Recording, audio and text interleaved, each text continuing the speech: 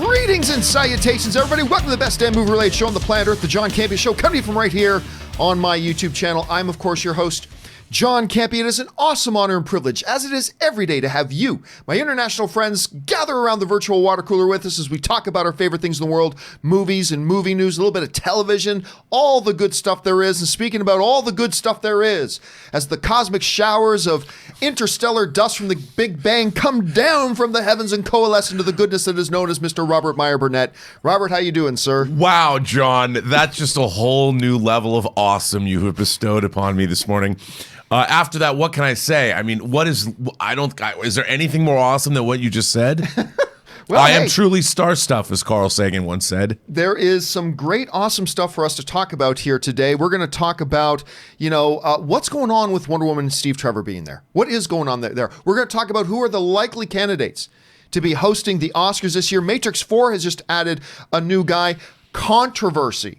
Some really heavy words being thrown around about the fact that the Golden Globes, who cares about the Golden Globes, but there's some big controversy going around, some heavy words being thrown around about the fact that the Best Director category does not have any female directors in it. We're going to talk about that and a few things more. But before we do, Rob, I should mention. So yesterday, you guys have to understand. You have to understand. The vast majority of my wardrobe shopping, happens at two places: Amazon and Target. That's where John Campea, the completely, the fashionably impaired John Campea, does all of his fashion shopping. My shirts usually come in a pack of 6.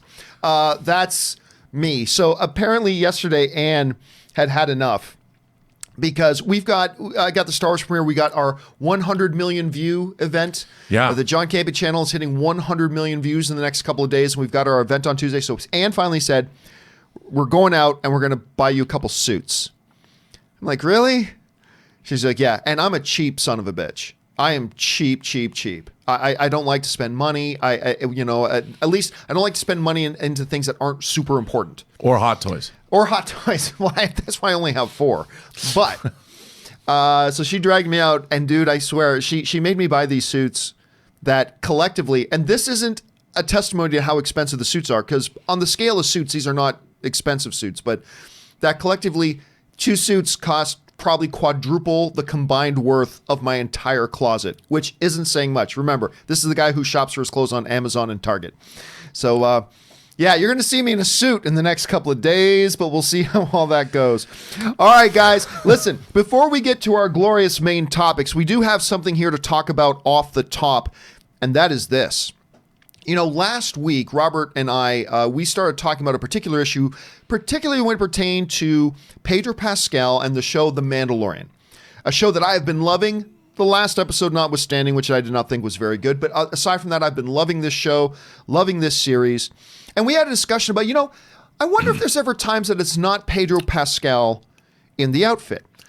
Because, we've talked about, we've been giving a lot of praise, Rob, and a lot of people have been giving a lot of praise to Pedro Pascal for the fact that even without ever showing his face, he's able to exude the emotions of what we feel the character is having without even showing his face. And oh my God, Pedro Pascal is so awesome. And by the way, I've loved Pedro Pascal long before The Mandalorian.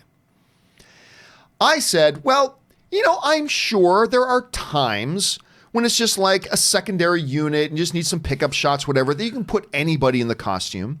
You suggested that it could even be more than that. Yes. Well, it turns out it's a lot more than that it isn't Pedro Pascal, because according to what I'm reading right now, most of the time, it's probably not Pedro Pascal in that outfit. Now, I can't remember where the original story came from, but when we go over to our good friends, a site that I love, JoBlo.com, they're talking about that Pedro Pascal isn't actually in the suit much. And when you go down, they say the following. Bryce Dallas Howard had the opportunity to direct Sanctuary. That was the 4th episode that I loved very, very much. The 4th episode of The Mandalorian. And while the actress/director enjoyed her time in a galaxy far, far away, there was one person who was noticeably absent on set, Pedro Pascal. In a recent interview, Bryce Dallas Howard said she never got to work with the 44-year-old actor as he was off doing rehearsals for King Lear on Broadway. Instead, Howard worked mostly with stand-in Brendan Wayne, who, as it turns out, has been spending the majority of the time in front of the camera this season. However, Wayne, who is also the grandson of screen legend John Wayne, which is pretty cool actually, was quick to point out that Pascal and he consistently work in tandem on this season. Then Wayne goes on to describe about how both of them play off each other, and with regardless of who's in the suit and who is not. And Rob, I mean, I said last week that, I'm sure there are some shots that it's not Pedro Pascal. I'm sure there are shots that it's not him. You suggested it was probably more than that. Yeah. I don't know that either of us, though, thought, so there are entire episodes that's not Pedro Pascal. Now, I'll say this. The JoBlo.com article, the writer of the article quite well pointed out, it's like, hey, look, we all know it's not James Earl Jones in the Darth Vader outfit. That doesn't take away our appreciation for Darth Vader or the work that James Earl Jones does as the voice of Vader. But we have been spending a lot of time praising the work of Pedro Pascal in the costume. And it turns out he might have spent 15 minutes for the entire season in a sound booth somewhere recording his 89 lines of dialogue and then just throwing them in. I mean, I don't know if this should impact at all my enjoyment of the show, because at the end of the day, it's still the show. What comes out on screen, regardless of who's in the costume. But I'm not going to lie. I feel like I'm 8 years old and who just found out for the first time that Santa Claus wasn't real. I'm a little disillusioned here, Rob. How do you feel about this? Well, I have to say, watching The Mandalorian, there's a lot of walking in the show. The Mandalorian walks a lot of places, and I thought it was just me, but I felt that there's been some inconsistency with his movements. It's strange. There were times, especially when he comes downstairs, and I was like, is this just me? But now I know. Now here's the thing. Just me. I don't, I love animated movies, and so do you. You love a Pixar movie. Yep. I never think to myself, well, Tom Hanks really wasn't there when Woody was being performed. I never think that. He goes into a booth, they sort of animate around what he said. Pedro Pascal could even record all of his dialogue before they shoot, and it can inform the way that the episodes are even shot. So it's all part of the filmmaking process. All of filmmaking. They're not really on Tatooine. They're not really in space. So it comes down to, until you see Pedro Pascal without his helmet on, I really don't have a problem with it. I think it's just another part of the magic of movie making. And I think at one point he's going to have to take his helmet off, whether it's in the last episode or not. And we're going to see, the Viper from Game of Thrones that we knew and loved, his bravado, what he brought to the Game of Thrones episodes. And I can't wait to see him as Maxwell Lord. So it doesn't bother me, but it doesn't surprise me either. But now I feel better. I actually feel better about the show because now I can sit back and not be examining it the way I used to. Is that Pedro? Yeah, like I said, at the end of the day, the final product, it doesn't matter. We got the final product, and the final product's been great.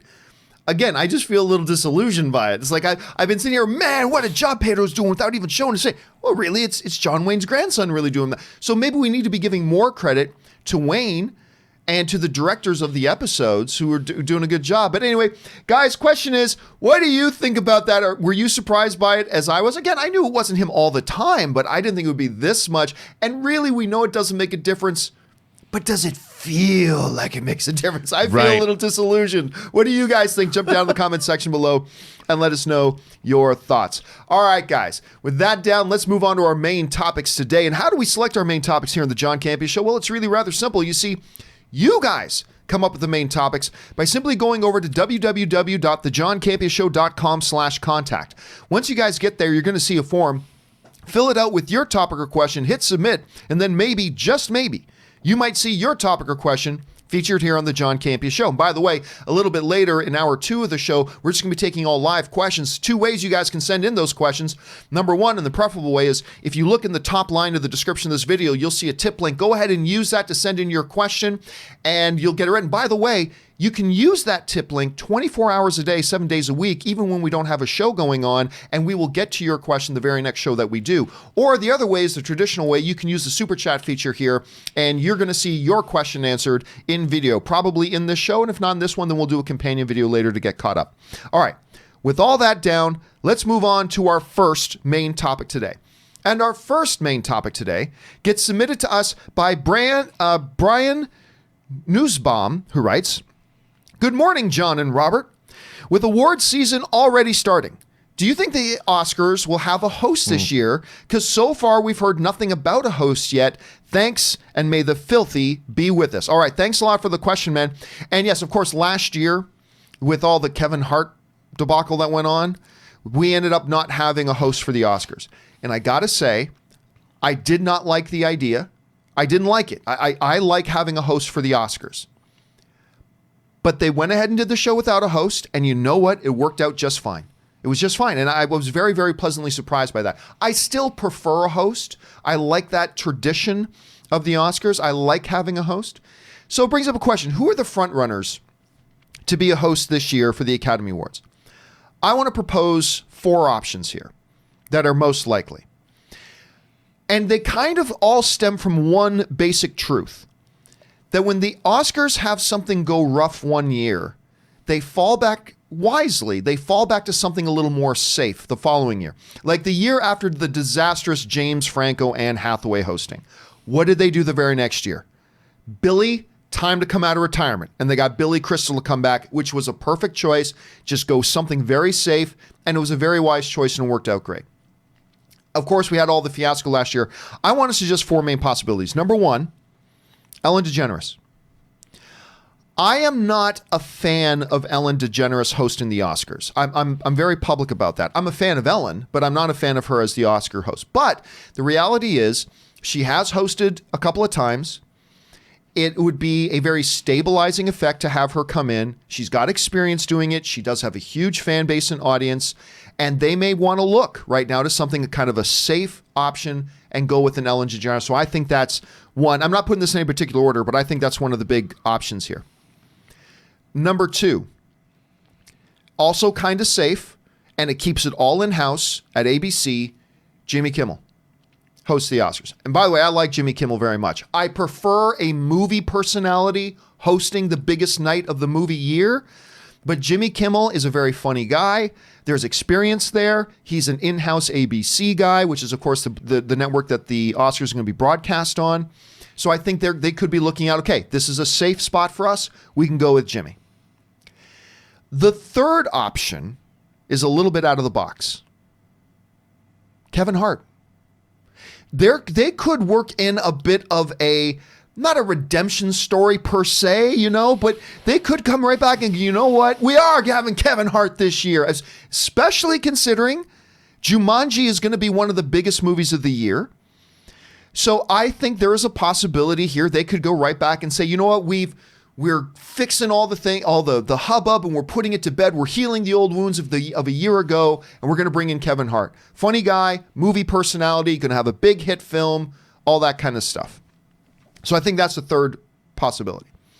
The fourth possibility, now I said these are in no particular order, but I actually kind of see this as being probably the front runner. The fourth option, the front runner, is probably no host. I think that's probably the likely scenario.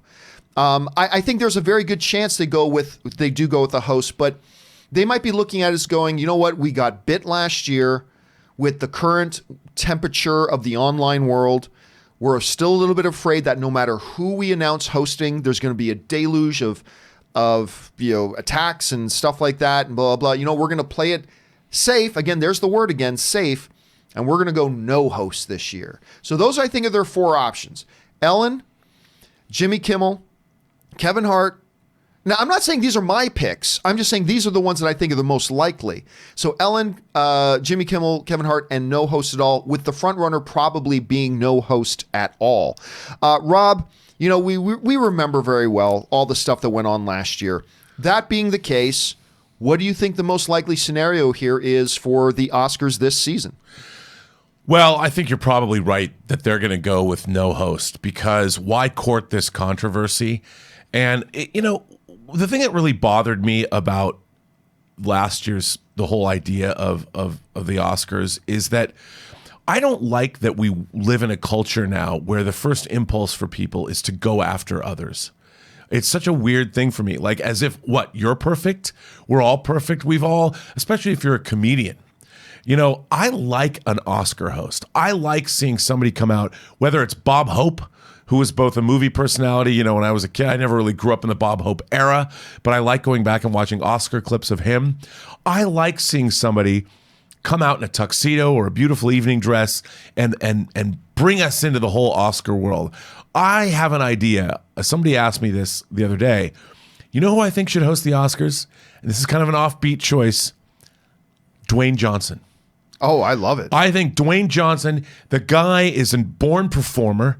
His smile irradiates a room from 100 yards away. Could you imagine him coming on stage and opening the Oscars by saying, "Ladies and gentlemen, I, The Rock, am hosting the Oscars," and then singing "You're Welcome" from Moana? That's what I'm talking about. The guy is a natural born. He's just a charismatic personality. People really like him. He's fun. He's got his wrestling background, so he knows how to really get out there and project in a room full of people. And he's fearless. So as a performer, he's fearless. Absolutely fearless. And while maybe he, is not. But like you said, he can sing, and people just like him, and he's larger than life. He's also got an ethnic background that represents another part of the world. And I think that a guy like him, he's, I think, a bulletproof Teflon. Everything will bounce off him. Oscar host, and he looks great in a tux. Who's bigger than him to come out on a stage? And he still represents the world. He's a box office draw. He's going to come off Jumanji, the next level. That's who I would pick. I think that's a great pick. I mean, if they announced that tomorrow, I'd be totally down. Again, though, the one thing, the hurdle there is that working so closely with Kevin Hart, he knows if I throw my hat in the ring for Oscar host, there are now going to be thousands of wannabe, I'm the guy who took down Dwayne Johnson. They're going to start scouring every bit of social media he's ever done to find something on him to make him look bad. Or you know what? Would you want to do that? Why not do both? They have a great charisma together. They've been in multiple movies together. Yeah. I watch them on talk shows. If they're on the Graham Norton show, they're hilarious. That was really good. They're hilarious. And I mean, how funny would that be to have their size differential? I mean, they're entertaining, and who's gonna Dwayne the Rock? There could be all kinds of jokes. What, are you gonna go after my boy Kevin Hart now? I mean, it could be really, really funny. And, they represent like the Hope and Crosby, the way that in the old days you could watch a Hope and Crosby road picture. Well, now you've got Dwayne Johnson and Kevin Hart, and they've got this chemistry together. They're making movies together. They're beloved worldwide. They're going to come off that big Jumanji number. Who's going to go after them again? And they can turn what happened last year into some great bits. I agree. And you know what? Laughing at something becomes a very healing proposition. So the question is, guys, what do you think they're going to end up doing with the Oscar hosting this year? Who do you think by the way, these are two separate questions. Who do you think they would go with, and who would you go with? Or you think they're going to play it even more safe and just go no host at all again this year? Jump down to the comment section below and let us know what you think. All right, with that down, let's move on to our second main topic today. And our second main topic today gets submitted to us by Harry Henderson. Harry and the Hendersons writes in, "Hey, John. So I know you don't care about the Golden Globes. That's an understatement. At all. Neither do I. But I was wondering what you thought about the controversy regarding no female directors being nominated this year. Some news sites are making a big deal out of this. Do you think it's an issue or not? Thank you, and bring on the filthy." All right. Thanks a lot for sending that in, Harry. And listen, before I get into this, let me give this disclaimer right up top. By the end of my little spiel here, y'all are going to hate me. Everyone's going to hate me. Everyone. All of them. The knuckle-dragging, cousin-humping, basement-dwelling losers who thinks that women's only place is in a kitchen making them a sandwich and the only time they should be on screen is showing their titties and being rescued by the big man. They're going to hate me when I'm done this. The more progressive people are going to hate me when I'm done this. So I'm just letting you know right now, if you're thinking I'm going to be happy with what John Campea says right now, no, you're not.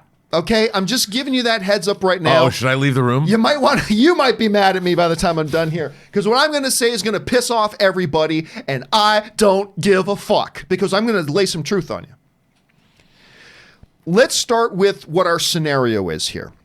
Of course, the Golden Globes, which are useless as tits on a bull, as my dad used to say. The Golden Globes put out their nomination list, and the Best Director list came out, and it's all male directors this year. And we are looking at a hell of a lineup.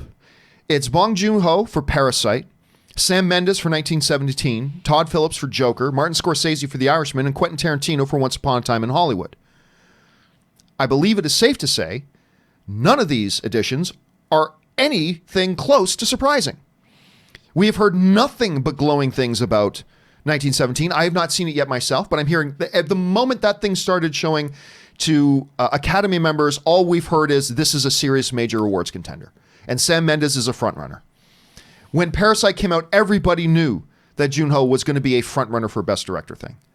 Martin Scorsese doing The Irishman, everybody's been predicting that's going to be a Best Director nominee. And a Best Picture major contender might be the frontrunner at this point. Hollywood loves movies about Hollywood.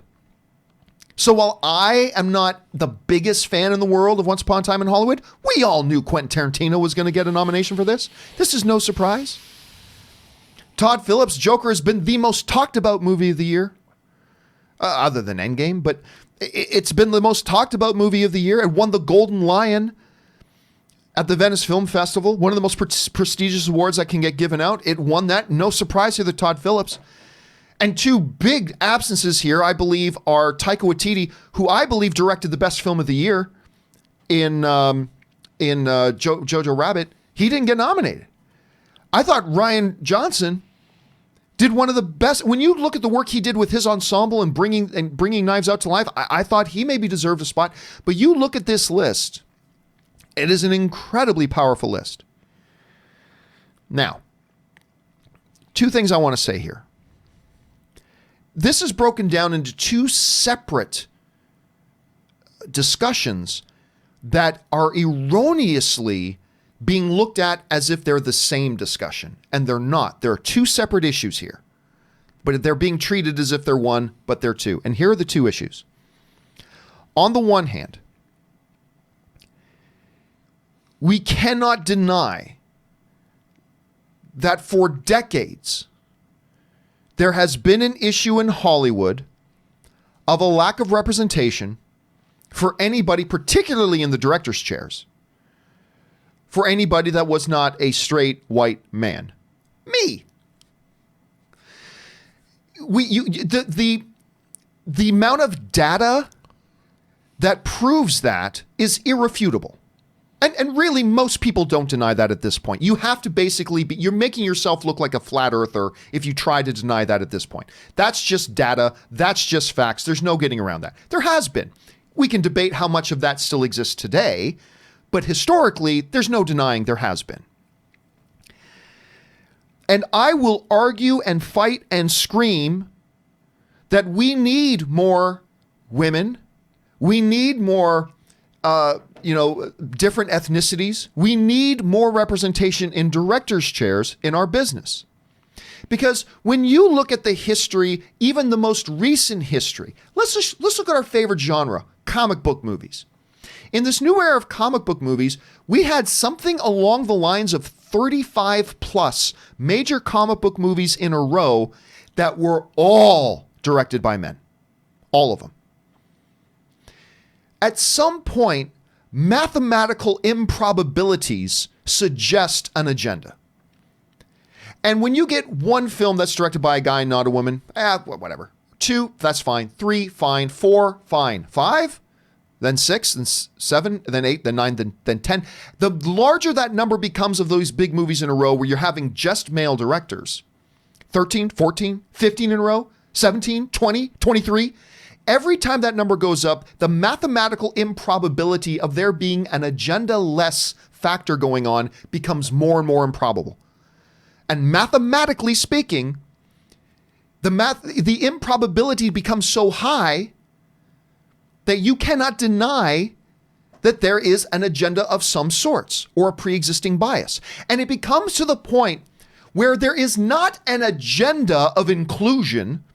Some people keep squawking their mouths, there's this agenda, this is inclusion. We don't need an agenda of inclusion. In Hollywood, we need to end the agenda of exclusion. There's not some brand new agenda of inclusion. It means we need to kill the agenda of exclusion that has been around for years and years and years and years. People need opportunity to direct, to write these films, and we need to stop the idea that we are excluding and shutting out anybody other than those that look like me. Although, if the world was filled with more people that look like me, it would be a very beautiful place. That aside, we do need a Hollywood system that has more people coming to the table. Now that I've pissed off half of you, now that I've got half of you sufficiently angry at me and tweeting, Campea is an SJW. It's delicious. Here's the other part that's going to piss off everybody else. And this is why I said these are two separate issues that are being looked at like they're one, but they're really two. And that is awards. Academy Awards, Golden Globe Awards, Film Critics' Choice Awards, Bob the Gas Station Man in Toledo, Ohio Movie Awards, whatever you want to talk about. The awards are a separate issue. The awards are not about giving somebody a seat at the table. It should be about a body of professionals that look at a group of work, put on blinders, and say, regardless of who made it and where it was made, what is the best? It's a subjective opinion, but that's what the award shows are for. It's putting on the blinders to who made it, what color, race, nationality anybody is, and at the end of the day, what films do we deem, in our own subjective opinions as a group of film professionals, what do we deem as being the most quality? And in that, there should be no discussion of exclusivity, of exclusion, or of inclusion. It should simply be about quality. Now, let me get onto something here about this controversy that's gone on. One of the director of Honey Boy threw around some pretty heavy words. And Alma Harlell, and I'm sure I'm mispronouncing her last name, Harrell, said the following. This was in Deadline. For the first time this year, we have seen an increase in hiring of female directors. Progress. Somewhere between 12 and 14% of the top 100 films this year will have been directed by women. Again, progress. She told Deadline. This is where it gets interesting.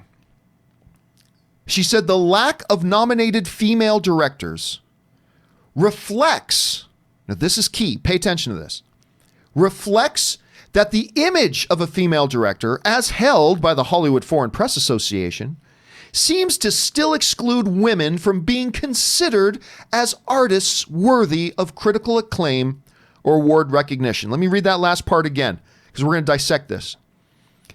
The lack of nominated female directors reflects that the image of a female director, as held by the Hollywood Foreign Press Association, seems to still exclude women from being considered as artists worthy of critical acclaim or awards recognition. All right. I'm going to tell you why I take major issue with this statement. I do too, actually. And I think everybody should. There is an inherent arrogance in this statement that says this. I, being Alma Harrell, who, by the way, I've heard nothing but glowing things about. I've heard she's a joy to work with. I heard she's clearly very talented. I've heard nothing in my life but positive things. So please understand, my discussion right now, we're focusing on this one issue. We're just talking about this issue. I'm not talking about the totality of her personhood. But this one statement reeks of an unparalleled godlike arrogance. Her statement basically says this. I was so much better than everybody who was nominated that the only possible explanation for me and my obvious superiority being excluded from that list of only 5, the only possible explanation is that the lack of nominated female directors reflects that the image of the female director as held by the Hollywood foreign press still seems to exclude women from being considered as artists worthy of critical acclaim or awards recognition. It does not take into consideration, even for one moment, no, these were just the best 5 this year. And you weren't. You know who else wasn't nominated? Rian Johnson wasn't nominated for Knives Out. Was that because that the attitudes held by the Hollywood Foreign Press Association seems to still exclude women from being considered as artists worthy of critical acclaim or award recognition? Or was it because they just didn't think his was the top 5? Taika Waititi, who I believe directed the best film of the year this year in Jojo Rabbit, was not nominated. Was Taika Waititi not nominated because the views held by the Hollywood Foreign Press Association seemed to exclude women from being considered as artists worthy of critical acclaim or award recognition? Might have been just people from New Zealand, John. It's true. It's true. Is that why Taika Waititi was not nominated? Or was Taika Waititi not nominated simply because this useless body, by the way, of the Hollywood Foreign Press Association, totally useless bunch of boobs. By the way, I know some people in the Hollywood Foreign Press Association that are friends of mine. I'm just pulling your strings a bit. Or did Taika Waititi not get nominated because that group of voting Academy members just felt that his was not one of the top 5? And they did not feel a need or an agenda to exclude one of what they felt were the best in order to make sure we had New Zealand representation in the award. No, clearly it was just because they just didn't feel, and I can agree or disagree, but they clearly just did not feel that Rian Johnson, Taika Waititi, Logan director who directed Ford v Ferrari. Why am I freezing? James Mangold. James Mangold, who directed, I believe, the 5th best movie of the year. Wonderful movie. And brilliantly directed. They just felt that their efforts, while wonderful and fantastic, did not constitute one of the top 5. This is a situation, Rob, to me, where we are confusing the issues of moving in a new, more positive direction to make sure that female directors, different ethnicities, people get more representation and opportunities to make these films that we enjoy so much, versus at the end of the year, then having, hopefully, a body of professionals that just vote in their own subjective opinions what they felt are the best. Nothing but quality should be the defining factor. And we may agree or disagree with the nominees that come out. We may agree or disagree with what the results ultimately end up being. But to say something so pompously arrogant that if you didn't nominate me and I'm so clearly better than everybody, the only possible explanation is that because you have a pre-existing bias that you don't want to see a woman being nominated. I find that to be disingenuous. And I think she is smart enough to know that that's not true. So that's why I said at the beginning of this, folks, that I'm going to say something that pisses off everybody. Have I sufficiently, or are you all pissed off now at me? Because if not, I can keep going. I can't be done here until I've pissed you all off. But anyway, there you go. It is a different thing. Rob, these organizations shouldn't look at these movies as anything. This is not an opportunity. It's not an opportunity to not, no, just nominate who are the best and then let Hollywood work. And by the way, to what Harrell was saying, to her point, you know, we're coming up in 2020 and we are starting to see like 4 and 5 of the most major blockbusters coming up, 4 of them superhero films in 2020 are all being directed by women.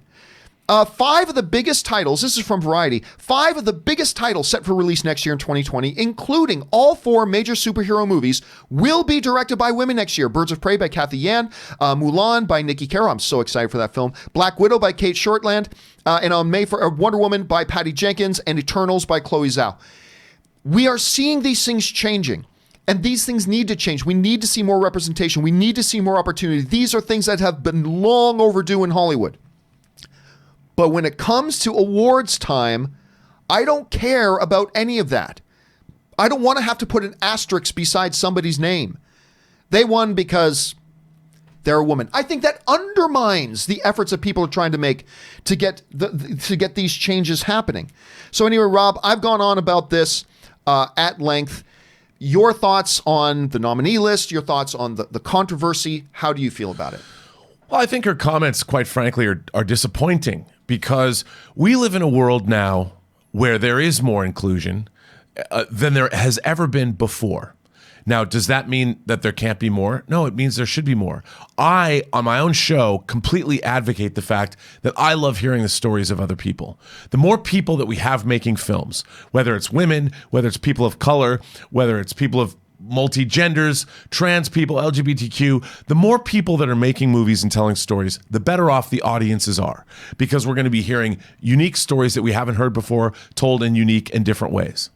She makes her opinion. She starts out and says, there are more directors now than there have ever been. 12 to 14% more women directors. As that Variety article says, there's more women directing superhero movies. The thing is, John, there's not exactly the same amount of men and women who are trying to make movies. Women are moving into this space, and they have been, and it's great to see.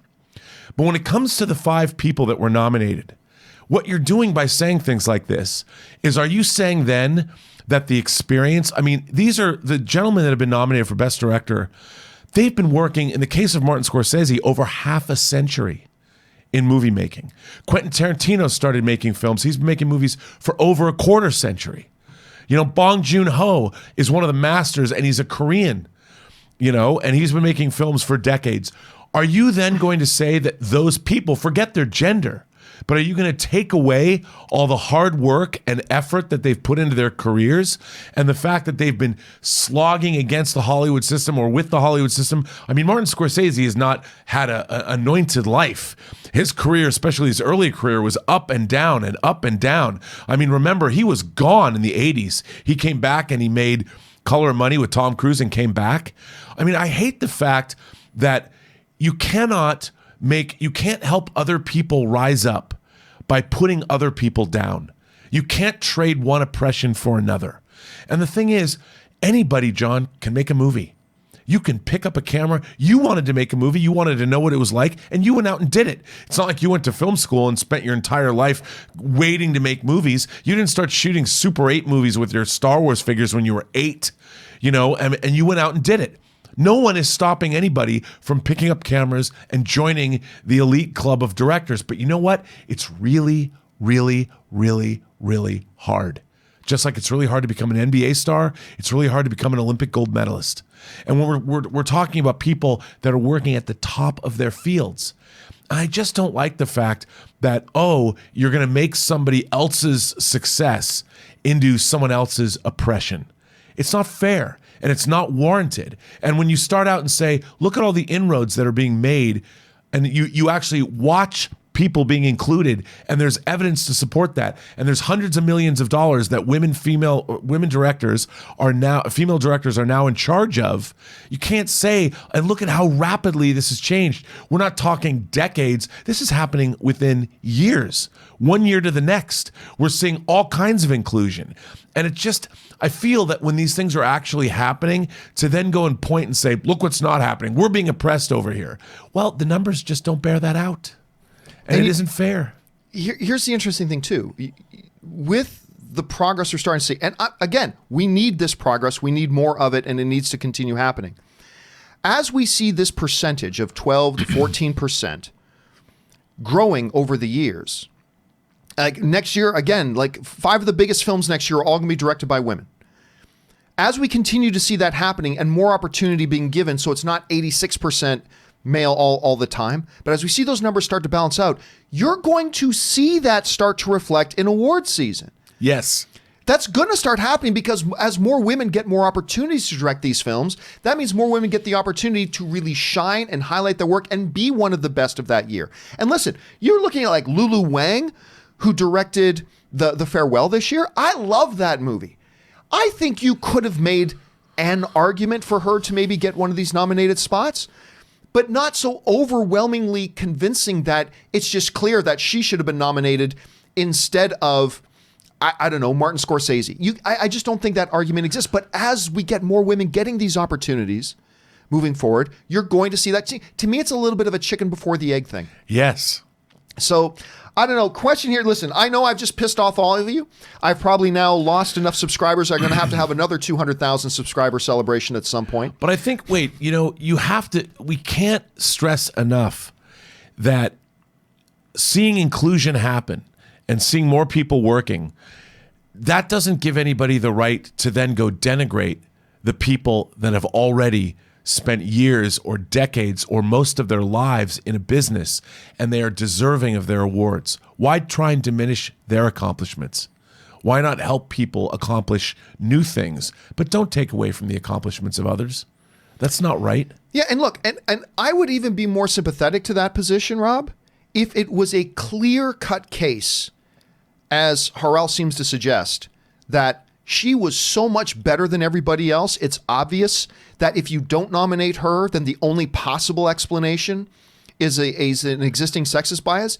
If you were able to make that argument, okay, but that's not the case here today. It's also, she was picked to direct the story of a straight white male and his life. You know, it's not like they went, only a straight white male can tell the story of Honey Boy and my plight, Shia LaBeouf's plight in Hollywood. They picked her.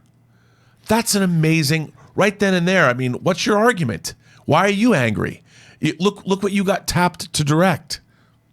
So anyway, guys, that's just our thoughts on this. Question is, how do you guys feel about this controversy? Jump down into the comment section below and let us know your thoughts. All right.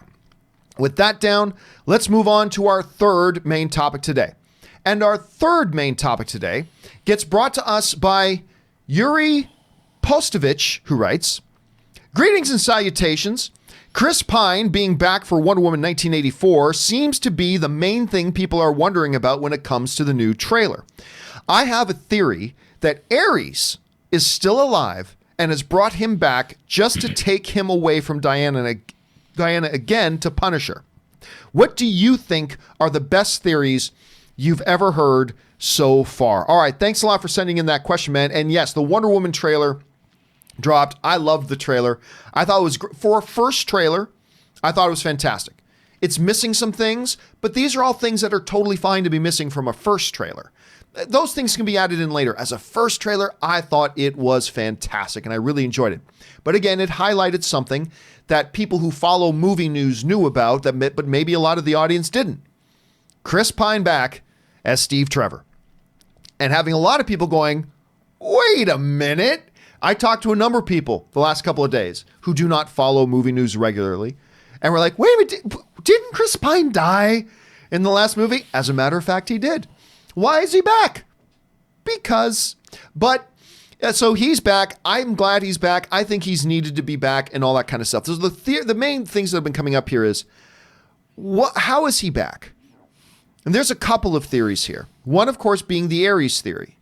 That Ares is still around and he's just toying with Diana's emotions. My question about that, though, is, did the movie ever suggest that Ares just has the complete power of life and death? That he can just raise anybody who wants from the dead at any time? I don't know that the movie ever suggested that. Maybe it did, but I'm missing out on that. Could it be a time warp thing, a time loop sort of thing? Maybe the explosion in the plane that Steve was flying, Rob, it actually, with the particular exotic chemicals on board, actually, instead of destroying him, opened up some sort of portal in time that threw him up into the year of 1990 or 1984. That's a possibility. Is it a situation of one of the other, pantheon of the gods decided to bless Diana by bringing back her love or something along those lines?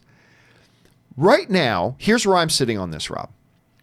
I think there are two fundamental options. One, pantheon of the gods, whether it's Ares, Zeus, whatever, pantheon of the gods, or some sort of DCEU comic booky science explanation. The explosion combined with the exotic chemicals of the mixture of this and this in the space-time with the energy of two gods and Diana and Ares fighting, going up into the atmosphere, combining with the explosion, blah, it caused a rip in time, or something along those lines.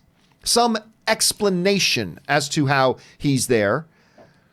I actually think they're going to go with the scientific explanation for why he's there. I don't think this one is going to be, and I could totally be wrong, no insider information. I don't think they're going to go the route of one of the gods intervened. I think there's going to be some sort of explanation that he's there, whether it's the explosion, whether it's something else along those lines. Maybe he was there the whole time. Who knows? But that's the way, at least the general direction I think they're going to go.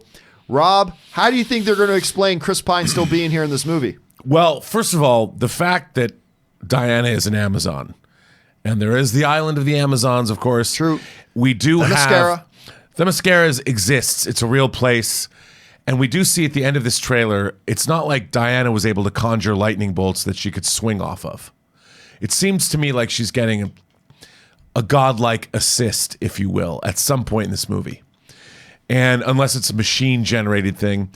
I like the mythology, the mythological elements of all of the Wonder Woman. I mean, Ares himself was one of the pantheon of the gods, of those gods of Olympus. I don't know if this is going to happen, but I want there to be this kind of assistance. I love seeing Laurence Olivier as Zeus in Clash of the Titans. Yeah. You know, I liked seeing Ursula Andress. I want to see the gods of Olympus. And maybe, you know, as Zeus or whatever they're watching, what Ares did was a bummer. And maybe somebody decides that, you know, that's not really right. And maybe we find out that it really isn't Steve Trevor. It was a conjuring. Maybe it was Zeus is doing, but I don't think it's really Steve Trevor. Oh, really? So you're there. going on that this isn't actually Steve Trevor, at least not the one we had in the original Wonder Woman. I think he's going to be, they go more like I don't think he's a human being of flesh and blood. I think that Steve Trevor died. I think this is going to be either a representation of Steve Trevor. He will have been conjured up for a certain reason because he was either sniped or smited down too early or something like that. We don't know, but I think it's either a gift that is given to Diana for some reason, and she is doomed to lose him again. And that's going to be part of the story. That's an interesting take I didn't take as well. So the question here, guys, now is for you. We have 3 options available to us right now. A Pantheon of the Gods intervention, whichever god it is. 2, a comic booky scientific explanation for how he's there, or 3, it's not actually the Steve Trevor we knew in the first one. Those 3 options. Which one of the 3 do you think it's going to be? Or do you have a 4th option? Jump down to the comment section below and let everyone know your thoughts. All right. With that down, let's move on to main topic number 4. And our 4th main topic today gets submitted to us by Nate Garris, who writes, what do you guys think of the addition of Frozen and Mindhunter star Jonathan Groff to the Matrix cast? I really like the casting I've heard so far, and I'm really excited for the movie. How do you guys feel about it? All right, thanks a lot for sending that question, man. And I'll be honest, I'm one of the guys that have not been overly excited for the announcement of a new Matrix. I thought The Matrix as a series was one that tapered off. I have not been particularly thrilled with the work of the directors, or in this case, the director, since, as a matter of fact, I think that he's made some pretty horrible films in the days since Matrix. A couple of good things done too, but so I I meant they. So the Wachowski siblings, but now we're down to 1. So I've not been thrilled with the work they've done. So all that combined, I admit I'm not actually tremendously excited about it. I'm curious. I'm going to go see it. But that being said, I have been very impressed by the casting that we've heard so far. Of course, the latest of which is Groff, who does a wonderful job as one of the main voices in Frozen. Really has done a great job there. And of course, we love him as Ford in Mindhunter. He's tremendously great. So, you know what? To me, you guys know the answer I always give. Whenever we hear about somebody being cast in something, for me, the question is always, is it somebody talented? Is it somebody good? Because if you at least start with somebody talented, then the director's off to a good start. The casting is off to a good start. I like this guy. I've been impressed by what I've seen from him so far. Will he fit in with this world? Who knows? We know nothing about the character he's playing. But for me, it's a thumbs up sort of scenario. Rob, you're hearing about this. Do you like this casting? Are you apprehensive about it? How are you feeling about it right now? I love Jonathan Groff. I will dare say I have a huge man crush on the guy. I wish I could see him. He was off Broadway starring in Little Shop of Horrors recently. I love what he does. Every time he's on a talk show, if there's a YouTube clip of it, I'll watch it. I think he's great. I think he has incredible energy. The character he plays in Mindhunter, he's very quiet, and reserved. Yes. And yet he can be big and theatrical at the same time. I mean, I think he's a really great actor. I love his personality, and I think whatever he's going to do, I mean, I could see him as a villain. I would love to see him do some villain turn. I think I will follow him. He's one of those actors that whatever he does, I'll watch it. So yes, I am very excited to see him in this movie. I can't wait to see this movie, to be honest. Yeah, I'm still apprehensive. I haven't yet seen anything that gets me over that thing of it's a franchise that went in decline even while it was still going. I have not liked what the directors have done since, including some pretty terrible things. So I need to get brought on board. Come on, you know what dude! I mean? Jupiter Ascending Power. Oh God, I love that movie. That is one of the worst films I've ever seen in my life. But question is, guys, how do you feel about the casting? And where's your excitement level for Matrix 4 right now? Are you more closer where Rob is really excited? Are you more closer to me where you're kind of apprehensive still? How do you guys feel about it? Jump down to the comment section below and let us know your thoughts. All right. With that down, let's go on to the fifth and final main topic today. And our fifth and final main topic today gets sent in to us by Xander Saris, who writes, "Greetings, John and everyone.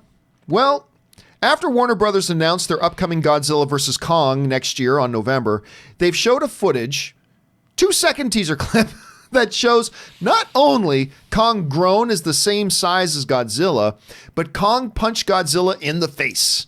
I've recently found out on Instagram that's going crazy. What are your thoughts of this clip?" All right, so for those of you who don't know what Xander Saris is talking about, is at the Brazil Comic-Con, which I've got to go to next year. We've got to figure out a way to go to this thing next year, Rob. During the Warner Brothers presentation, one of the things that they showed, and again, this was some very grainy footage taking from 5 miles away. I believe you're seeing Godzilla and King Kong, who I believe are standing on an aircraft carrier, which, number one, there's no way they keep their balance. Number two, there's no way that thing doesn't sink. But two interesting things. One, Godzilla getting punched in the face by King Kong. I don't know why anybody's acting surprised. The movie is literally called Godzilla vs. Kong. Somebody's getting punched in the face. So this should not be a surprise to anybody. But the part that a lot of people are talking about is that Kong and Godzilla are the same size now. And of course, if you watched Godzilla and then you watch Kong Skull Island, one of the big things was Kong in Skull Island, while big, was nowhere near as big as Godzilla in the Godzilla films. Nowhere near. But Rob, one of the things that we always told people was that, remember, in Kong Skull Island, they clearly say he ain't full grown. Right. He's still baby. He just recently lost mommy and daddy Kong. He still has more to grow, and the filmmakers affirm that. So, and even though that's been affirmed, that has still been a point of discussion for the last couple of years. It's like, how are they going to fight? Godzilla's so much bigger than King Kong. It's like, well, we don't know how Kong's big he's going to be. They said he's not full grown in that movie. Clearly, they're going to be roughly the same size, which adds to the intrigue of the outcome of the battle, as you were. Rob, you had a chance to see the graphic. How are you feeling about the graphic itself, and then how has it influenced, if at all, your anticipation level or lack thereof for the upcoming Kong versus Godzilla, which recently just got pushed back like 8 months? But how are you feeling about it right now? First of all, look, you could say, and I said to you, how wacky it is that they're standing on top of an aircraft carrier. But it's also freaking awesome that they're standing on top of an aircraft carrier. I am a lifelong kaiju movie fan. I love these movies. I loved Kong Skull Island. I really like Godzilla, King of the Monsters. I mean, there is an element of fantastical absurdity that goes along with a lot of the fantastical absurdity. Now, I am not one, people are like, but Rob, you're always preaching about verisimilitude. Yes. However, these movies from the get were never really established as having lots of verisimilitude. That's part of the fun of them. And there is such a thing as fantastical absurdity verisimilitude. There is. I just described it. I just made it up. So I've decided it's real. But that's you want verisimilitude within your fantastical absurdity as well. And seeing this image, it's exactly what I would want or hope from this movie. Now, the real question is, can Kong stand up to the nuclear fire that Godzilla breathes? I don't know. I'm worried for him. I don't know if it's a real fair fight. I don't know if there's rules here. Is there a judge? I don't know. But I really hope that they team up at the end against a much larger threat. That's what I'm hoping, that they dispense with their differences. They bring East and West together. Oh yeah, it's gonna be Batman versus Superman with monsters. I cannot. It is definitely gonna be King Kong. It's definitely gonna be Batman versus Superman with monsters. Now let me break this down for you, Rob, as a UFC fight. Okay, you're talking about how does Kong stand up to the nuclear fire? It's like watching somebody fighting Dan Henderson, saying, "How do you survive the H-bomb?" That brutal punch that Dan Henderson has that will crack. How do you do it? Steel walls if he lands. He calls it the H-bomb. Is when he hits. The answer is you don't stand up to it. But what you have standing opposed to Godzilla and his big H-bomb is you got a fighter in King Kong who's got the speed and the movement advantage. He's going to duck and weave, and you might even see him take this thing to the ground, start dropping some elbows, a little bit of ground and pound on Godzilla. That's going to be his big thing. He cannot stand there. Kong cannot stand there in the pocket and trade blow for blow with Godzilla. He can't do it. He's got to use his movement. He's got to have his head moving. He's got to, use his footwork. He's got to get around. He's got to be elusive. And at some point, he's got to take this thing to the ground and then ground and pound out Godzilla. That's his key to victory on this. Because if he stands there and trades with Godzilla, Godzilla's going to hit him with the nuclear fire, and then he's out. He'll be asleep before he hits the floor, Rob. So you got to break everything down into UFC terminology. So then you get it. See, I want to see that. See, now you're excited for this movie, I'm really excited. If I can get to see that, that's what I want from this movie. I just can't believe this movie exists, and I'm so happy that it does. Yeah, it's going to be fun. I don't know how many people are going to go see it, because we're looking at this Godzilla King Kong universe. Every movie has been in decline box office wise. And so it's going to be interesting to see how they do it. They bought themselves more time to kind of rehabilitate the image a bit. I'm sure they're going to probably put a lot of money into a marketing campaign on this thing, get people back on board, really play up that Kong versus Godzilla aspect. But we'll see how it goes. Question here is, guys, how do you feel about the image, and where are your thoughts right now on this movie overall as a whole? Are you excited about it? Not so much. How are you feeling? Jump down into the comment section below and let us know your thoughts. All right, guys. With all that stuff down and out of the way, we're now going to move into hour 2 of the show, where we're just taking your topics and questions that you guys have sent in. But before we get to that, guys, we're going to do what we do every day. We're going to take a short couple of minute break, rest the vocal cords, stretch the legs, refill our drinks, and then we will be right back. So guys, there's still time. Fire in a question if you like, using the link below or using the super chat. Hang tight, guys. Don't go anywhere, and we will be right back. We'll see you in just a couple of minutes.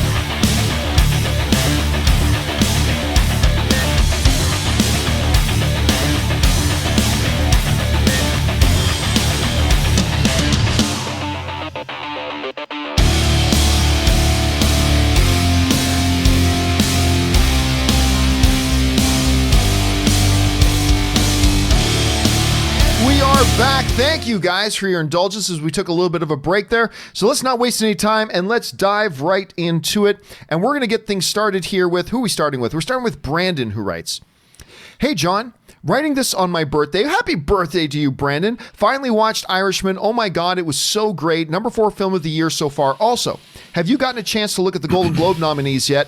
I don't care about the Golden Globes. They are totally useless pieces of fluff. It's all an illusion. I don't care about the Golden Globes." So, yeah, I took a gander at them just out of pure minor interest, but I don't care about the Golden Globes. But yeah, Irishman, again, it's not in my particular like top 3 or 4 or anything like that, but it's great. I really did like it. I still thought it was a little bit too long, but that's just me. All right, next up here, we are going to Willow, who writes, "The scene where Steve Trevor infiltrates the gala in the first Wonder Woman movie is great, but why do all the Germans speak English with cheesy German accents and not, well, German?" Willow, that is a question for movies as a whole. But Rob, how would you address that? Well, I mean, unfortunately, you know, you're dealing with an audience that doesn't necessarily want to read subtitles.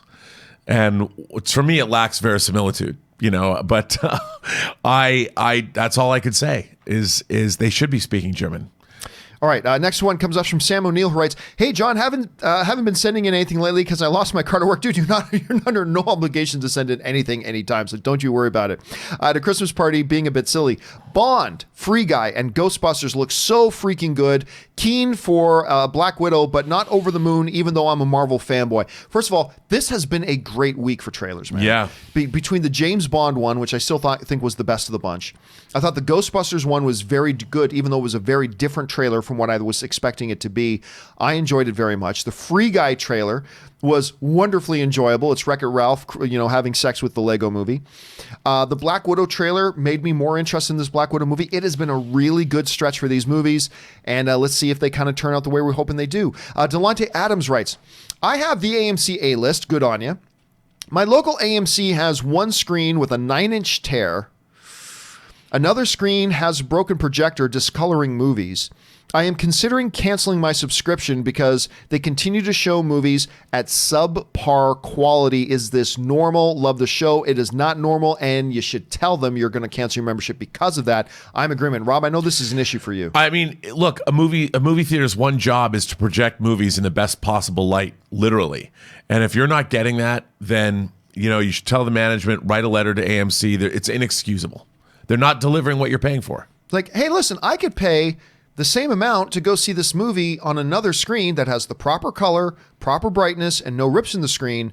Why are you giving me an inferior product? I mean, you really should. I agree with Rob here 100%. Erman writes, "Hey, John, I love the new Ghostbusters trailer. I ain't afraid of failure for this movie now. It looks realistic and authentic. Will be nice to see Dr. Venkman again to say, we are the best, we are the beautiful, the only Ghostbusters. Gives me goosebumps." Listen, I'll tell you what, again, I would just kind of mention this a little bit earlier.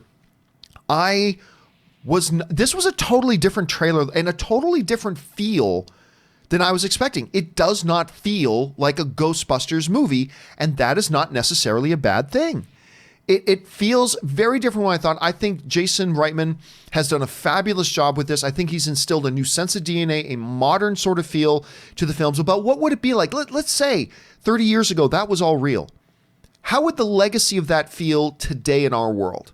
And he's taken that approach. And I got to tell you, man, I'm really intrigued. So I am with you on this.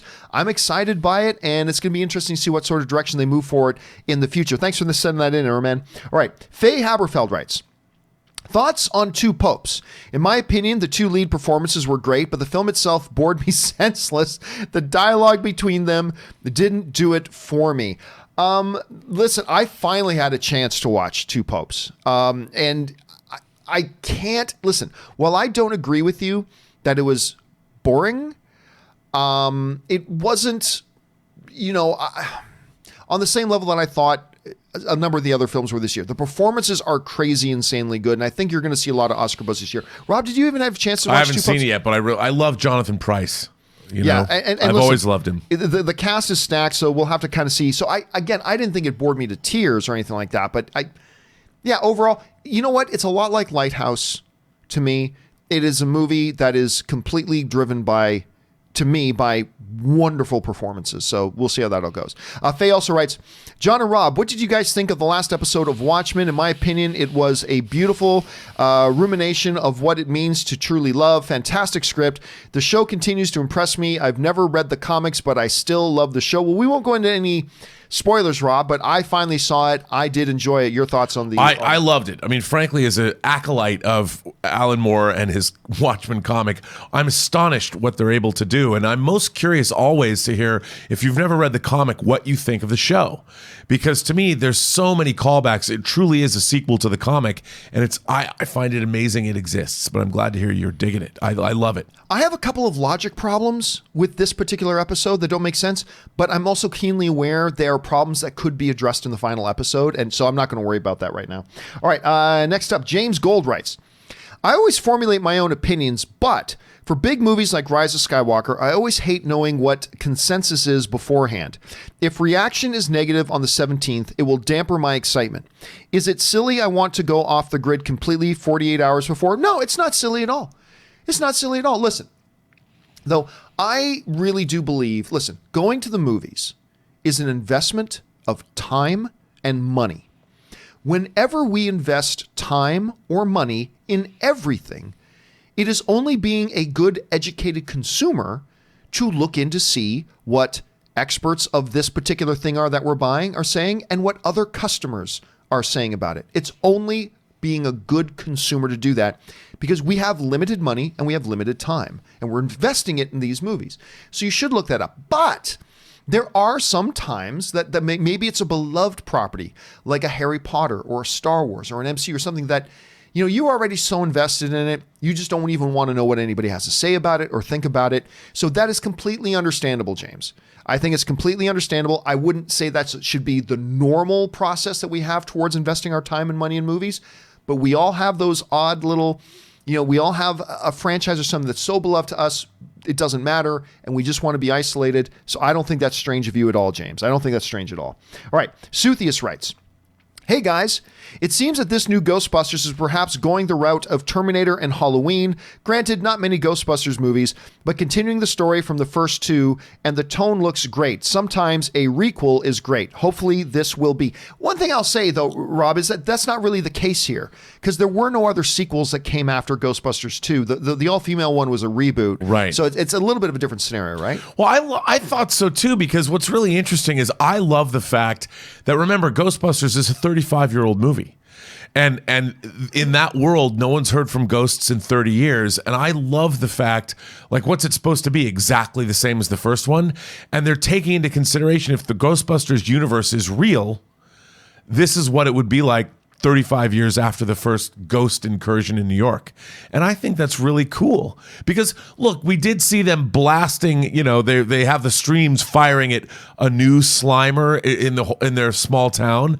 I mean, I'm like, that looks like Ghostbusters to me, but there's a gunner seat or whatever. I'm like, yeah, bring it on. It's just going to be a different feel. And I like what they're doing. I like that direction rather than just try and recreate the original. All right, Trevor Seach Hervatin writes, "Hey, John, it's my birthday today. Happy birthday, Trevor. May you have a glorious day filled with victory and an entire year ahead of you filled with victory, my friend. So happy birthday to you. And I wanted to thank you for making content. It's my pleasure, dude. My friend Sam showed you to me recently, and we've been watching your videos during class every day, avoiding work. Quick question, which Garfield movie is superior? Thank you. It's all the way back to the movie blog days, Rob. It's never ceased to amaze me how many people say, I watch you at work. I'm like, don't let your bosses know, or I'm watching you at school. Which Garfield movie is superior? That's like saying, hey, John, the last 2 times you got kicked in the balls, which one was the best? That's kind of like what that's asking me. I feel like the Garfield movies were both kicks in the balls. I will say the first Garfield movie was the better one. You got a quick answer? It's the only one I saw. So there you go. So that is clearly the superior one. Yeah.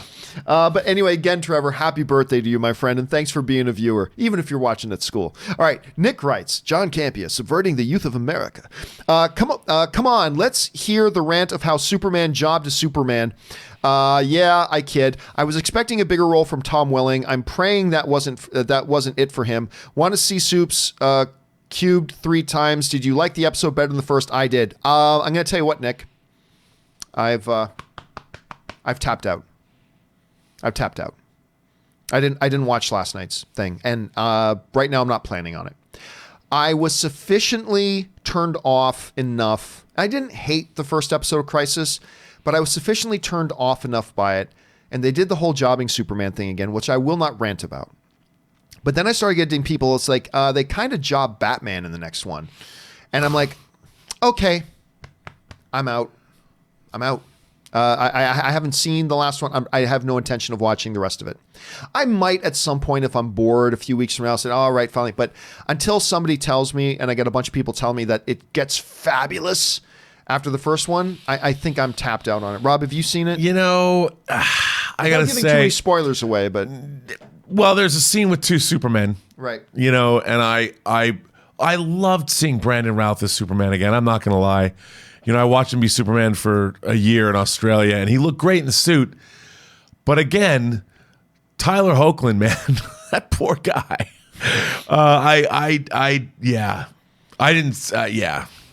don't know, John. They've got what 5? It's 5 episodes total. Is that what it is? Is it 5 episodes total? 5 episodes total. And so far, I'm a little disappointed in the whole thing, to be honest. I haven't quite tapped out yet. All right. And who knows, maybe I'll hear it from enough people that really say, John, no, it's really getting good. You should check it out. Well, maybe I will. All right. Nick also writes, for me personally, it's now just getting effing ridiculous. I mean, can you beat the time it took from killing a main character to bring him? Can you beat the time it takes from killing a main character to bring them back? What is the damn point of killing anyone on screen? It's totally lost its meaning for me now. Not happy.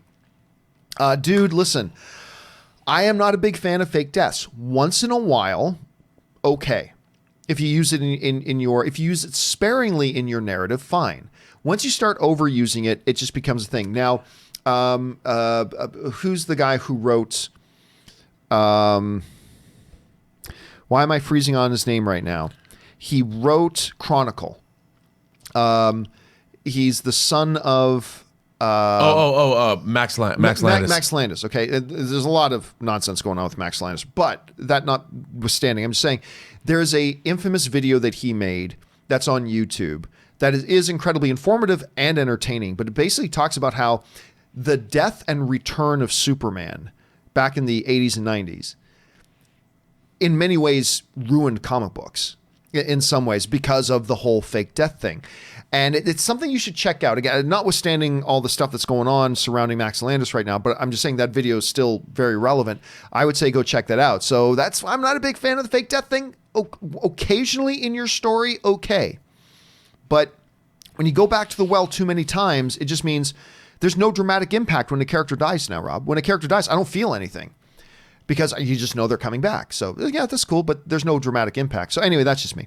All right. Dalton Burdett writes, I work at a movie theater in Orlando. Usually when a movie release date is postponed, we get contacted by the studio to remove promos with old dates immediately. But this hasn't happened with King's Man yet. Why?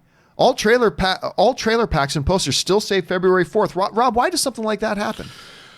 I think it probably fell through the cracks. You just never know. I think the postponing of Kingsman or the King's Man was unexpected. I think it was something that they didn't think was necessarily going to happen. I think it might have been more of a knee-jerk decision, and I don't know why. And I bet they haven't even gotten around to thinking about pulling those ads. But maybe I could be wrong about that. Yeah, and listen, by the way, Dalton, I'm going to go more into a more in-depth answer for you because you sent in a tip of $50. Just so you guys know, I don't expect it to happen often, but when somebody sends in a question for $50 or more, they actually get an answer in their own standalone video. So I'm going to be recording a little bit more of an in-depth answer to your question, Dalton, a little bit later today. Keep your eyes open later, and you're going to see your own question, your own video for this specific question. So thanks for sending that in. All right, Randall McMurphy writes, 3 years ago, I came to this country for a better life. Good on you, man. And for the first year, I was alone. You don't know it, but you saved me last year, or you saved me that year. Since then, you are a part of my daily life. Thank you from the bottom of my heart. Aw, dude, thank you so much. Listen, Rob and I talk about these sorts of messages all the time about how, listen, we're a couple of members of the film fan community that we just love to get together and talk about our favorite stuff and have a good time doing it with the other members of the fan community. And it is always amazing and touching and heartwarming and humbling when we get messages like that about, being able to be, I think sometimes a lot of us, Rob, take for granted the fact that we get to be a part of a community like this. Just, we have a place every day that we can come to and just talk about the things we love. We can get upset sometimes, we can get excited sometimes, whatever, but we just have we have a safe place to do that all together.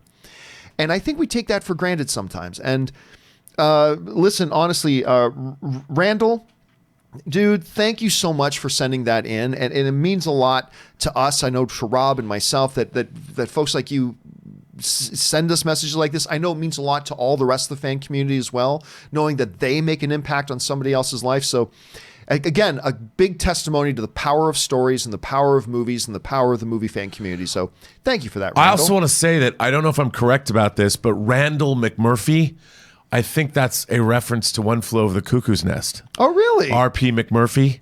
Oh. And if it is Randall, kudos to you for that reference. All right. It might be his name. I don't know, but...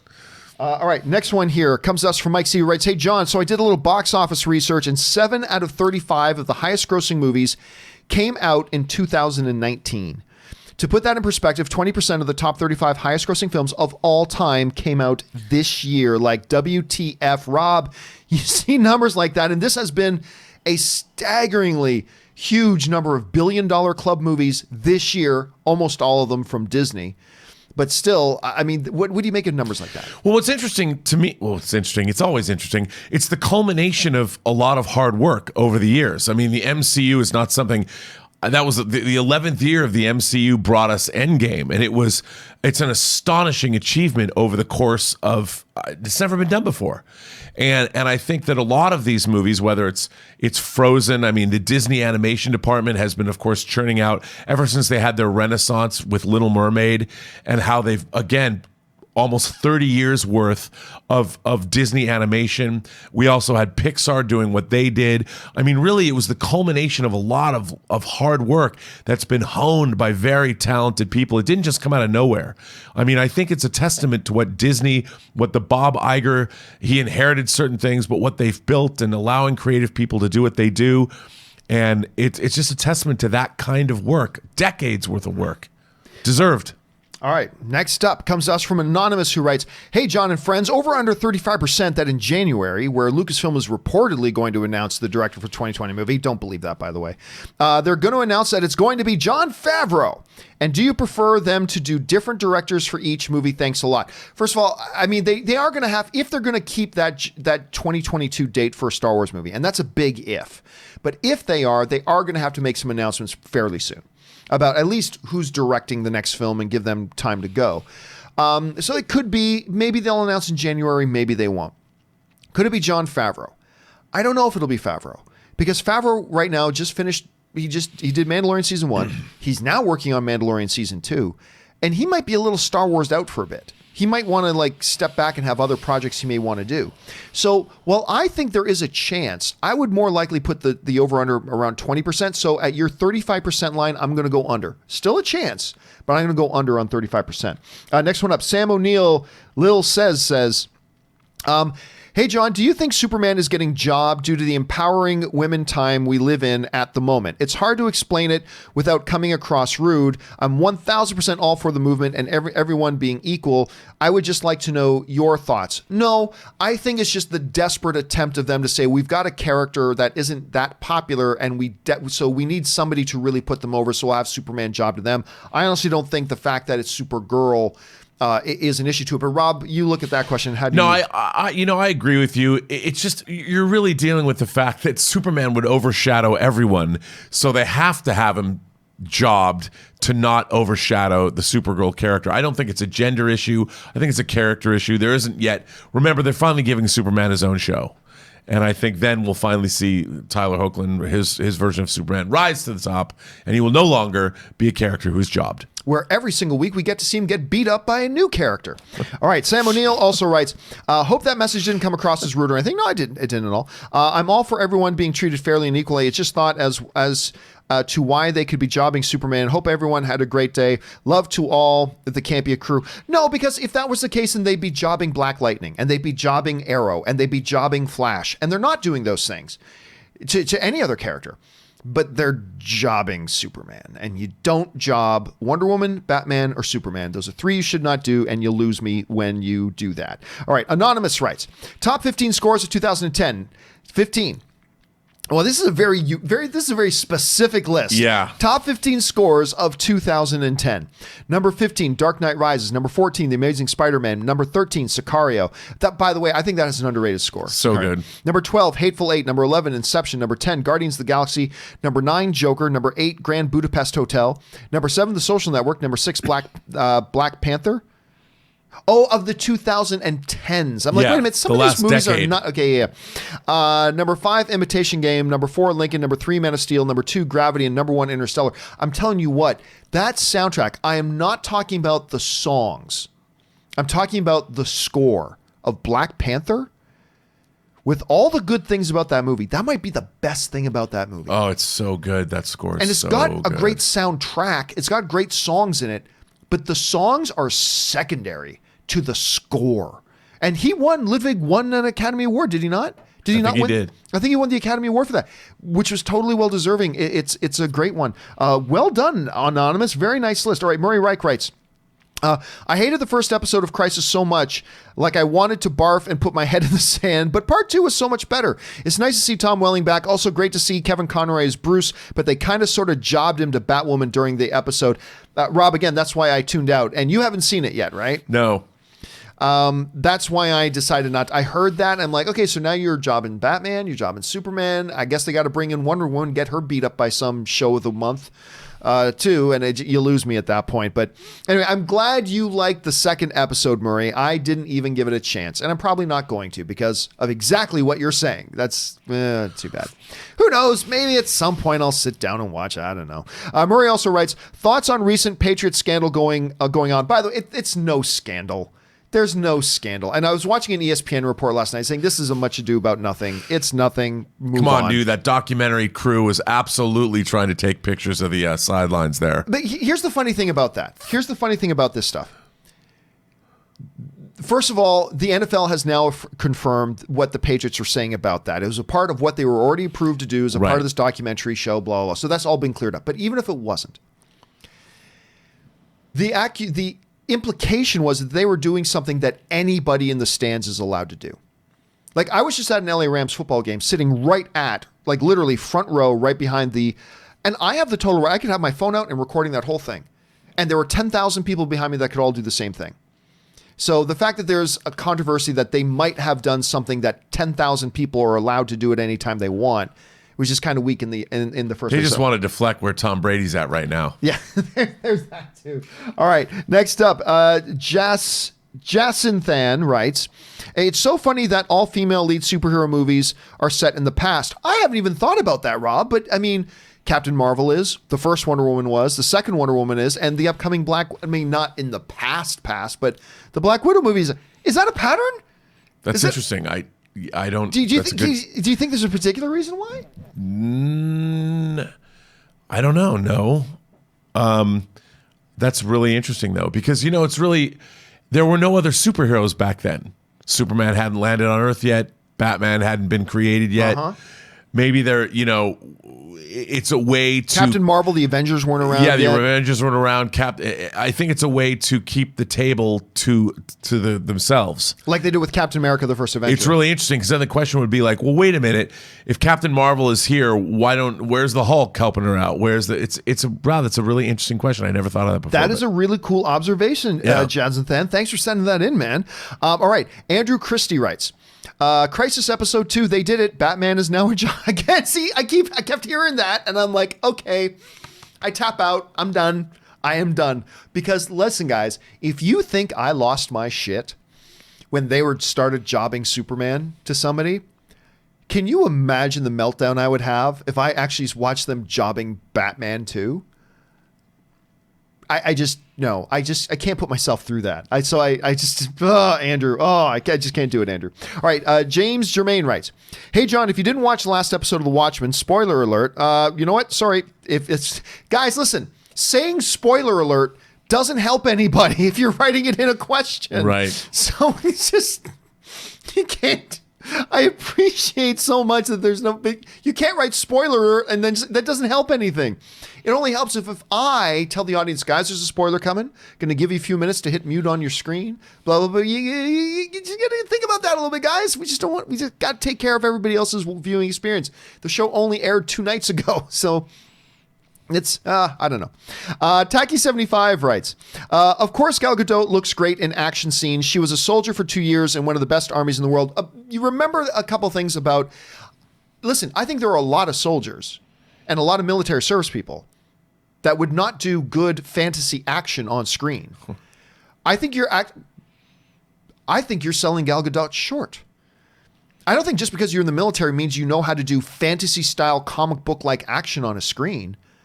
I think there is a small number of people who can do that well, and that is one of the things I think Gal Gadot does very, very, very well. Now, by the way, just keep in mind too, it is mandatory that everybody in Israel serve at least 2 years in the military.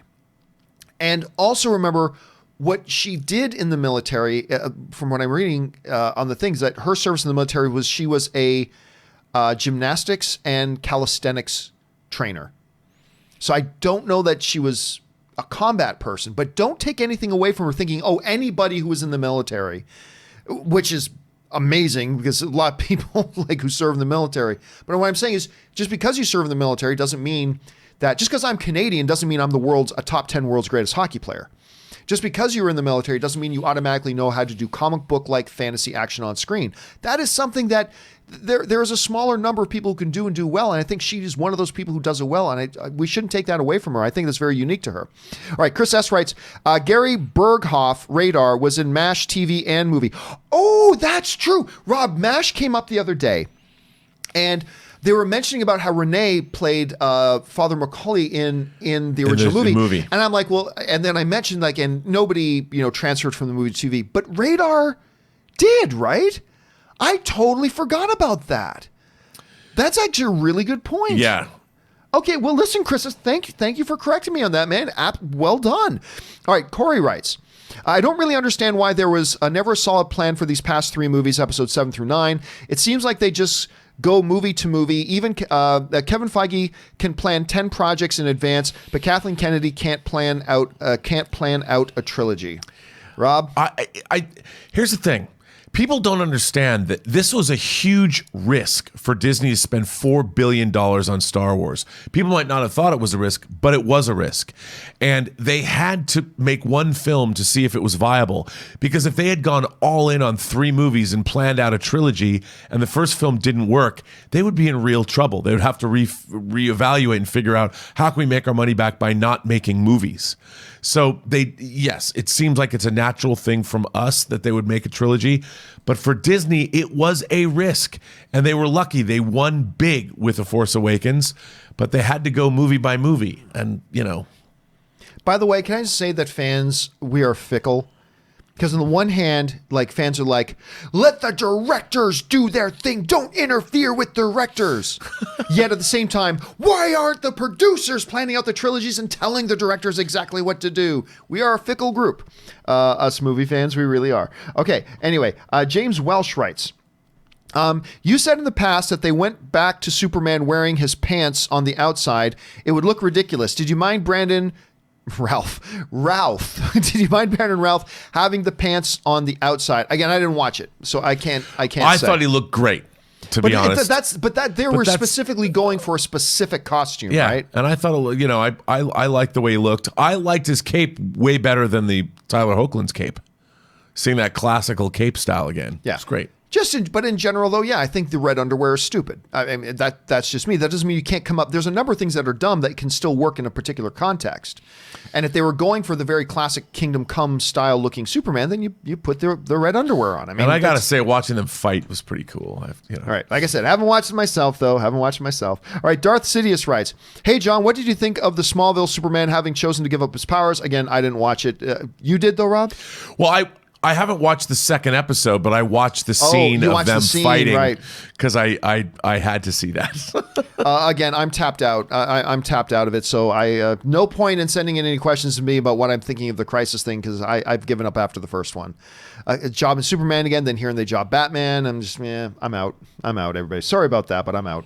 Anonymous writes, follow up to yesterday's Togo comment. I don't even really care if the movie's good.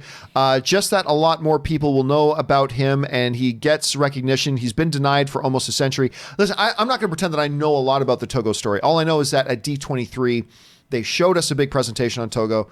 I wasn't all that taken with it, so I wasn't all that impressed, despite the fact that Willem Dafoe is in there, which you should always pay attention to. But yeah, hey, listen, whenever important stories that aren't well known get turned into movies so more people can find out those stories, I think that's a great thing. And if this is one of those, which I don't know, but if this is one of those, then absolutely, that's great. All right, Anonymous also writes, I really love seeing Ralph and Welling as Clark/Superman again. They are both so great, which makes fake jobber Superman seem even more useless and ridiculous. I really hate that character. Have a great day. I kind of, John, I like seeing him get his ass kicked, to be honest. Just by those two particular Superman? I mean, I don't like that they're getting jobbed, but I mean, Brandon Routh has a screen presence, and he felt great seeing him in the Superman suit again. He just felt so much bigger than Tyler Hoechlin's Superman, like physically bigger. All right. I like that. Next up, Massive Jada writes, a fair system for all has no quotas, #Golden Globes. Well, again, it's a matter of, look, if you can make an argument that somebody was so clearly better than somebody else, like clearly no questions asked better than somebody else, and that person doesn't get the nod, one of the several nods, then you do have to ask questions. I just feel like this is clearly not the case here. And they just, look, the Golden Globes, the Hollywood Foreign Press Association, whatever my opinions of the Hollywood Foreign Press Association are, there's still a group of people that just sit down and say, well, these are the ones that we think are the best. And if the ones that they think are the best don't happen to be a female director this year, then what are they supposed to do?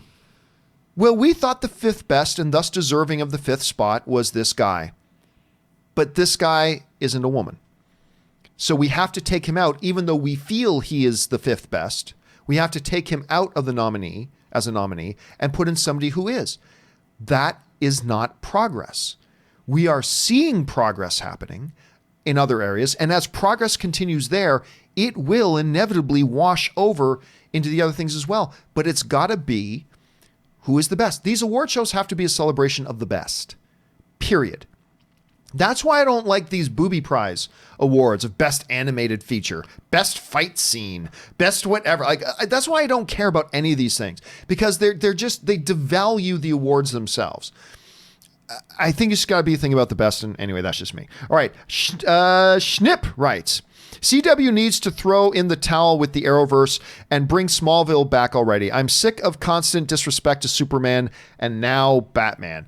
Well, but Rob, I kind of think they're still like Flash. I think is great. I think Black Lightning is great. I think they're doing good things still, even though they're doing some bad things. Yeah, I mean, I do too. Overall, I think the CW shows are fun because they've gone for a certain consistency in terms of their tone and their style, and I like that. And the shows aren't about Batman and Superman. Well, yet. Let's see how the Superman show goes. Yeah, the show's going to be called Pincushion. Right, next one up. Actor Friend 90 writes, correction from yesterday, Gary Berghoff actually crossed over from the MASH show. Yep, as I was reminded a little bit earlier. Good observation.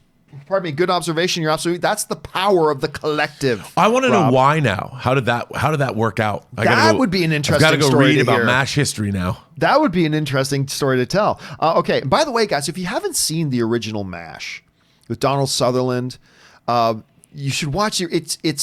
It holds up. I believe it completely holds up. So you should check that out if you get a chance. All right. Dave, This Is the Way writes, for Dark Side, Light Side. Okay, well then I will try to remember to get around to that for Dark Side, Light Side, Dave. Robert Mitchell writes, hey, John, what did you think of Batwoman versus Batman Moment in Crisis?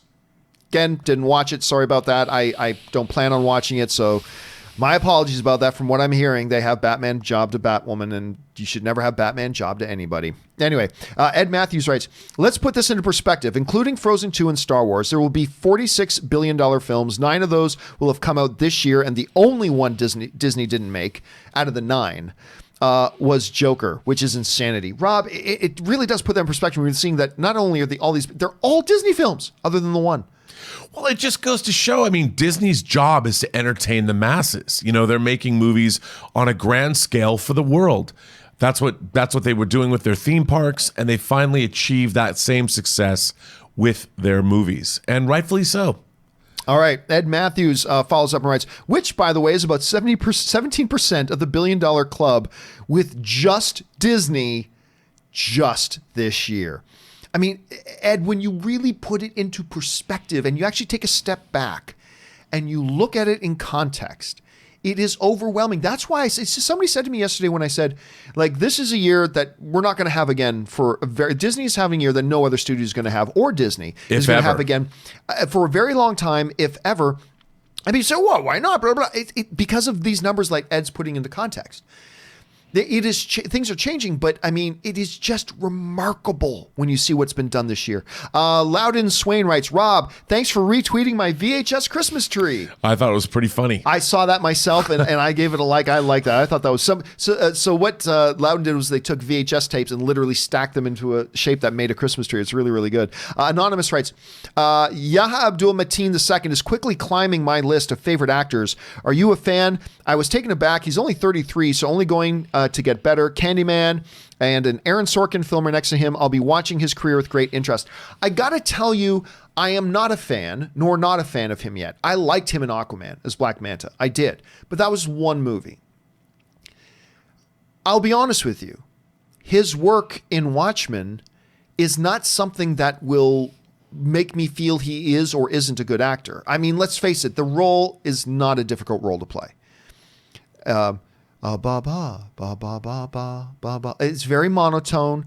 It's very whatever. He's doing it well, but let's call it what it is. That role, the role of Cal, is not the most challenging role on that show. So it's not showing us what he's really capable of. He's also had some smaller stuff as well. So I'm at a point right now that I'm saying my sample size of him is far too small to say I'm a big fan of his. I like what he did in Aquaman very much, but moving beyond that, I don't. So, but I'm very interested in seeing what he's able to show moving forward, though. I'm very, very interested in seeing what he's able to show moving forward. Zion Jeweler writes, love the Batman versus Superman reference in Crisis last night. Again, didn't see it, unfortunately. Matt writes, I just watched Midsommar and thought it was interesting. I remember you saying that you never watched. What was your reasoning? I would have liked to heard your review on it. No, that was initially, but I've several times mentioned that I have seen. I wasn't that big of a fan of it. I thought it was... they definitely do some things you don't expect to see when you walk into a movie theater. But I was not a huge fan of it. I didn't hate it, but I wasn't a huge fan. I've talked about it several times, actually. But Rob, you liked it more than I did you not? Yeah, I liked it. I didn't love it. My problem with that whole movie is that when you're in a situation that's not going the way you think it's going, it's probably best to leave. And I'm like, these are all smart, intelligent people, and none of them left. And but I will say this: over under 50%. I bought the European Blu-ray of the director's cut of Midsommar just so I could have it in my collection. But have you watched it yet? Well, I haven't got it yet, but it's been shipped. Oh, but it's being shipped. It's been shipped. I got it. Because it's not, the director's cut's not coming out in this country. Oh, that's right. Okay. Judo Chop Norris writes, hi, hope all is well. Beyond excited for the rise of Skywalker, but I need to see R2-D2 and BB-8 rushing into combat together. Thank you. No, I don't. That's not those characters. What's interesting is, though, in Star Wars canon, there is a comic series called Dr. Aphra, which is actually quite good and apparently completely modeled after my wife. We've put side-by-side pictures of Dr. Aphra and my wife, and it's like, are we sure they didn't just take Anne's picture and make Dr. Aphra out of it? But anyway, there are two droids in Dr. Aphra, a C-3PO like character droid and an R2-D2 like character that look just like them, except they have red eyes and they're homicidal maniacs. All they want is to kill humans and to kill any life, physical, fleshy life. They're all just meat bags that are there to be murdered. That's their philosophy in life. I would love to see them. That's why I kind of got excited when I saw C-3PO's red eyes in the trailer. But I don't want to see R2 and BB-8 rushing into battle, though. Do you, Rob? Talk about a character who's been jobbed. Hashtag justice for R2-D2. I mean, I have never seen a character so disrespected as R2-D2 is in this new sequel trilogy. He hasn't been done anything bad to him. They left him under a tarp for the entirety of Force Awakens until the very end when he turns back on, like he would ever shirk his responsibilities. The hero of 6 films, and just he hangs out under a tarp in the Resistance headquarters. The movies are not about R2-D2. Yes, they are. He's telling the whole story. There we go. Okay, Kevin Newman writes, watch The Irishman. Tired of these people giving work to Italians and taking it away from hardworking Irish actors. Winky face. Got it. Well said. Murray Reich writes, I like that. That was funny. Murray Reich writes, Bills/Steelers, Bucks, Lions, Dolphins, Giants, Texans, Titans, Browns, Cardinals, Cowboys, Rams. Who you got? Rams, Browns, oddly enough. Texans, Dolphins. How many times can you say that in a year? Lions and Bills. So those are my picks. Ryan Lohner writes, happy 103rd birthday, Kirk Douglas. I am Spartacus. That dude's still going, man. Kirk frickin' Douglas, ladies and gentlemen. Happy 103rd birthday to him. Jacoby Bergeron writes, gun to your head, what is the best way to watch a movie? Dolby Atmos Theater, IMAX Theater, or Prime Theater? Well, a lot of the Primes, just to clarify this, a lot of Primes do have the full Dolby Atmos stuff going on in them as well. So I'll say the Prime with the full Dolby stuff as well. Rob, yours? I like IMAX with laser projection, man. It's pretty dope. Yeah, there's a lot of people that lean towards IMAX on that as well. Like I said, I'm more of a Prime guy, but you're going to find a lot of people that are IMAX guys like Robert here. David J. writes, 1 of 3. Hey gang, after the last Mandalorian episode, I started wondering if they're going to do a man on the run type show. No plot/goal other than keep moving, i.e. the 70s Hulk TV show. The first few episodes just setting up why he's on the run, and it'll just be him and Baby Yoda going from place to place, situation to situation. What do you think? Here's the thing. I've thought about that. And that's something you can do for a 22 episode season run show, stuff like that. A Star Wars 8 episode season show, you can't do it that way. That's not the way you do it. I think it'll just dissatisfy everybody to do it that way. So it could be their approach, but I think for an 8 episode season show, I just think it's the wrong way to go, Rob. Yeah, I do too. I mean, we need a plot. The show is plotless right now, and we need a plot.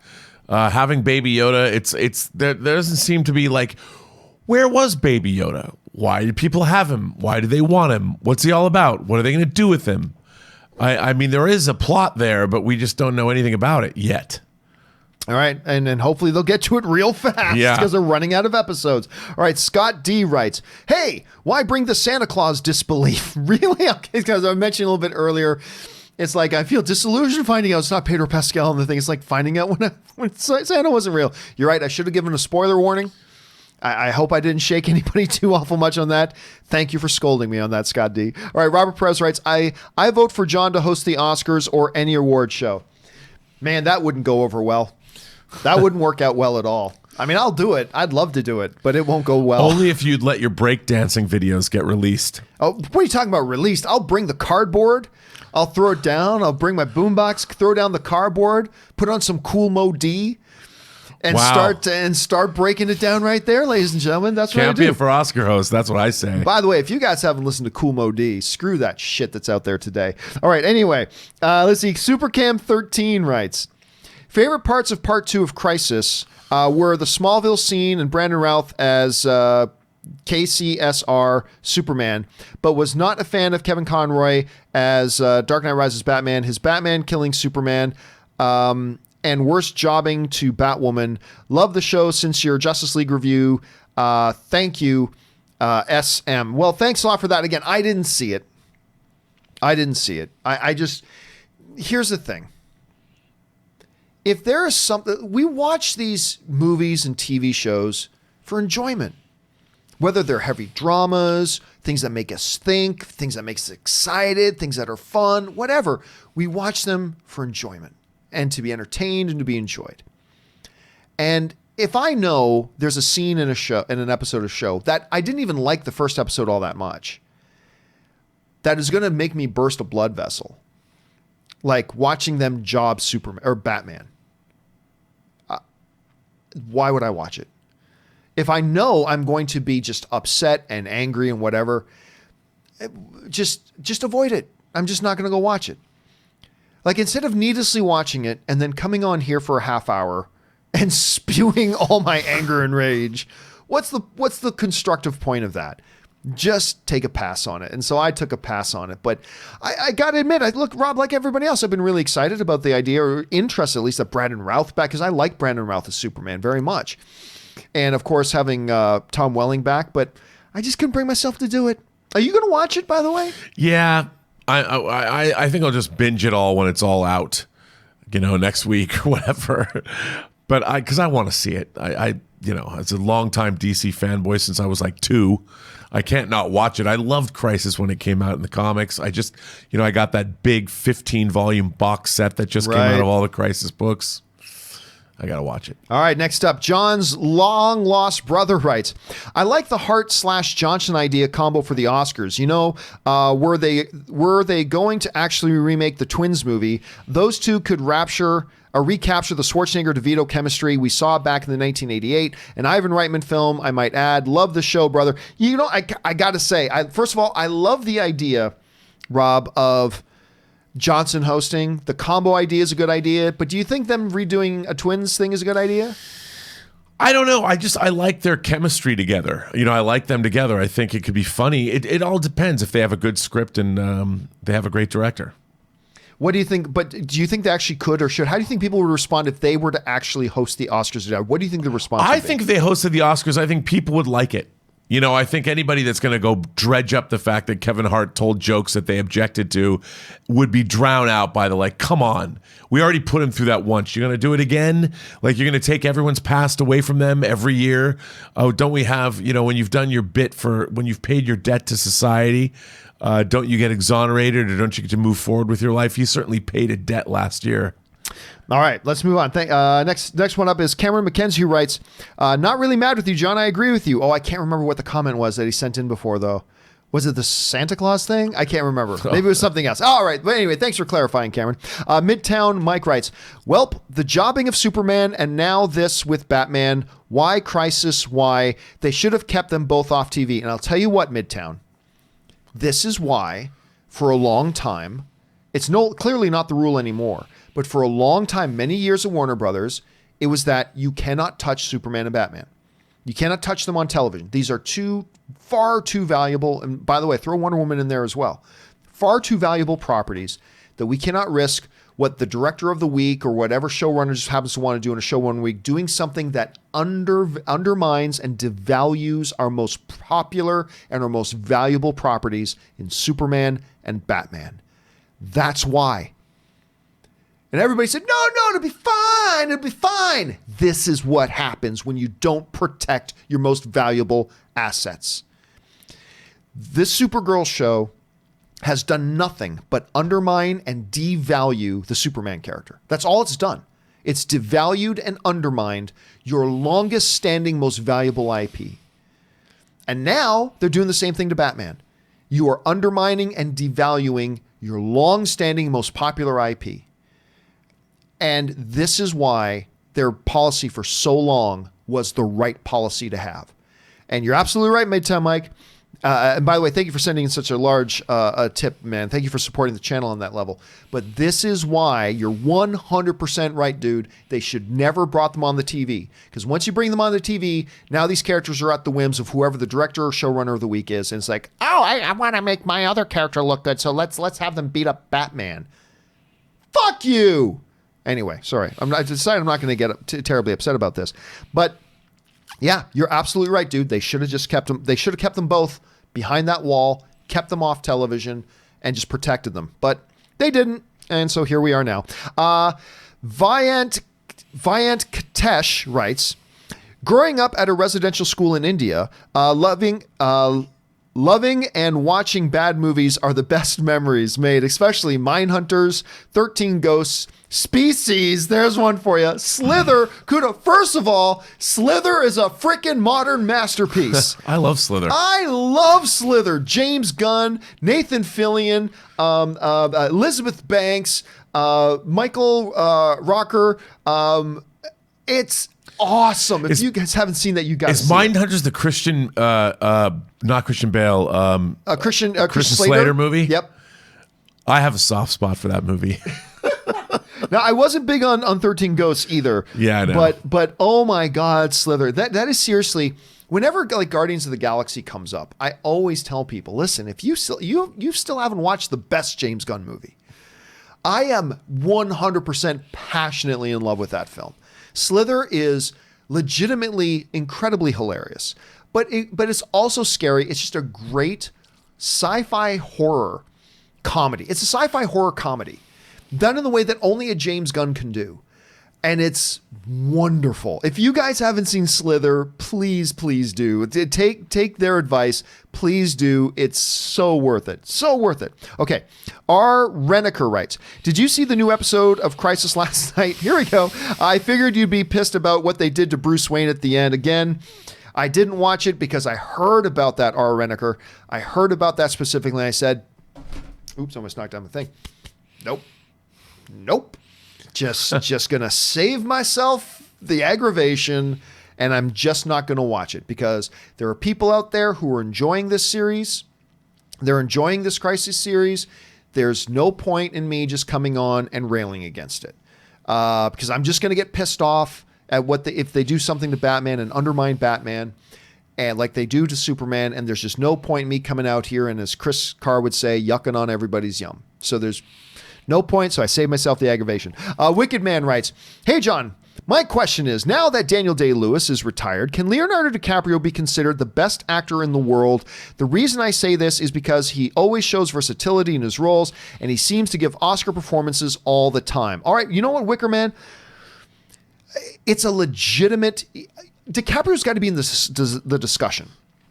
I think Daniel Day-Lewis clearly, like miles ahead of everybody else, in my opinion, is the GOAT. He is not just the best today. He is the greatest actor of all time, in my opinion. He's retired now. So who's the best guy in the business today? You got to have Leo in the discussion. Because you're right, Rob, every time we see Leonardo DiCaprio, Oscar buzz follows. Is he the de facto new greatest actor of our time right now? Or is that still too open to discussion? You know, I love Leo. I love him in the roles that he creates. But I don't know that it's within Leo's skill set to play somebody like Lincoln. You know, I mean, when he plays a character like in Catch Me If You Can, who really exists, I think it's great. But when I see a Leonardo DiCaprio role, I'm always seeing, when he played Jordan Belfort in Wolf of Wall Street, I'm watching Leonardo DiCaprio. I don't feel like he's immersing himself. I feel like I'm seeing different facets of his personality. And as somebody who's a huge Leo DiCaprio fan, I love that about him. But I would love to see him like play somebody that's very much against what he normally does. Whereas I watch Daniel Day-Lewis in Phantom Thread, or I watch him as Bill the Butcher, or I watch him as Lincoln. I just think what he's able to do is on another level.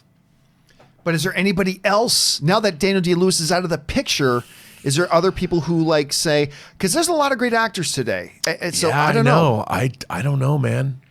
I'll say this. I don't think he is the de facto replacement for Daniel Day-Lewis. Yeah. I think he's in the discussion.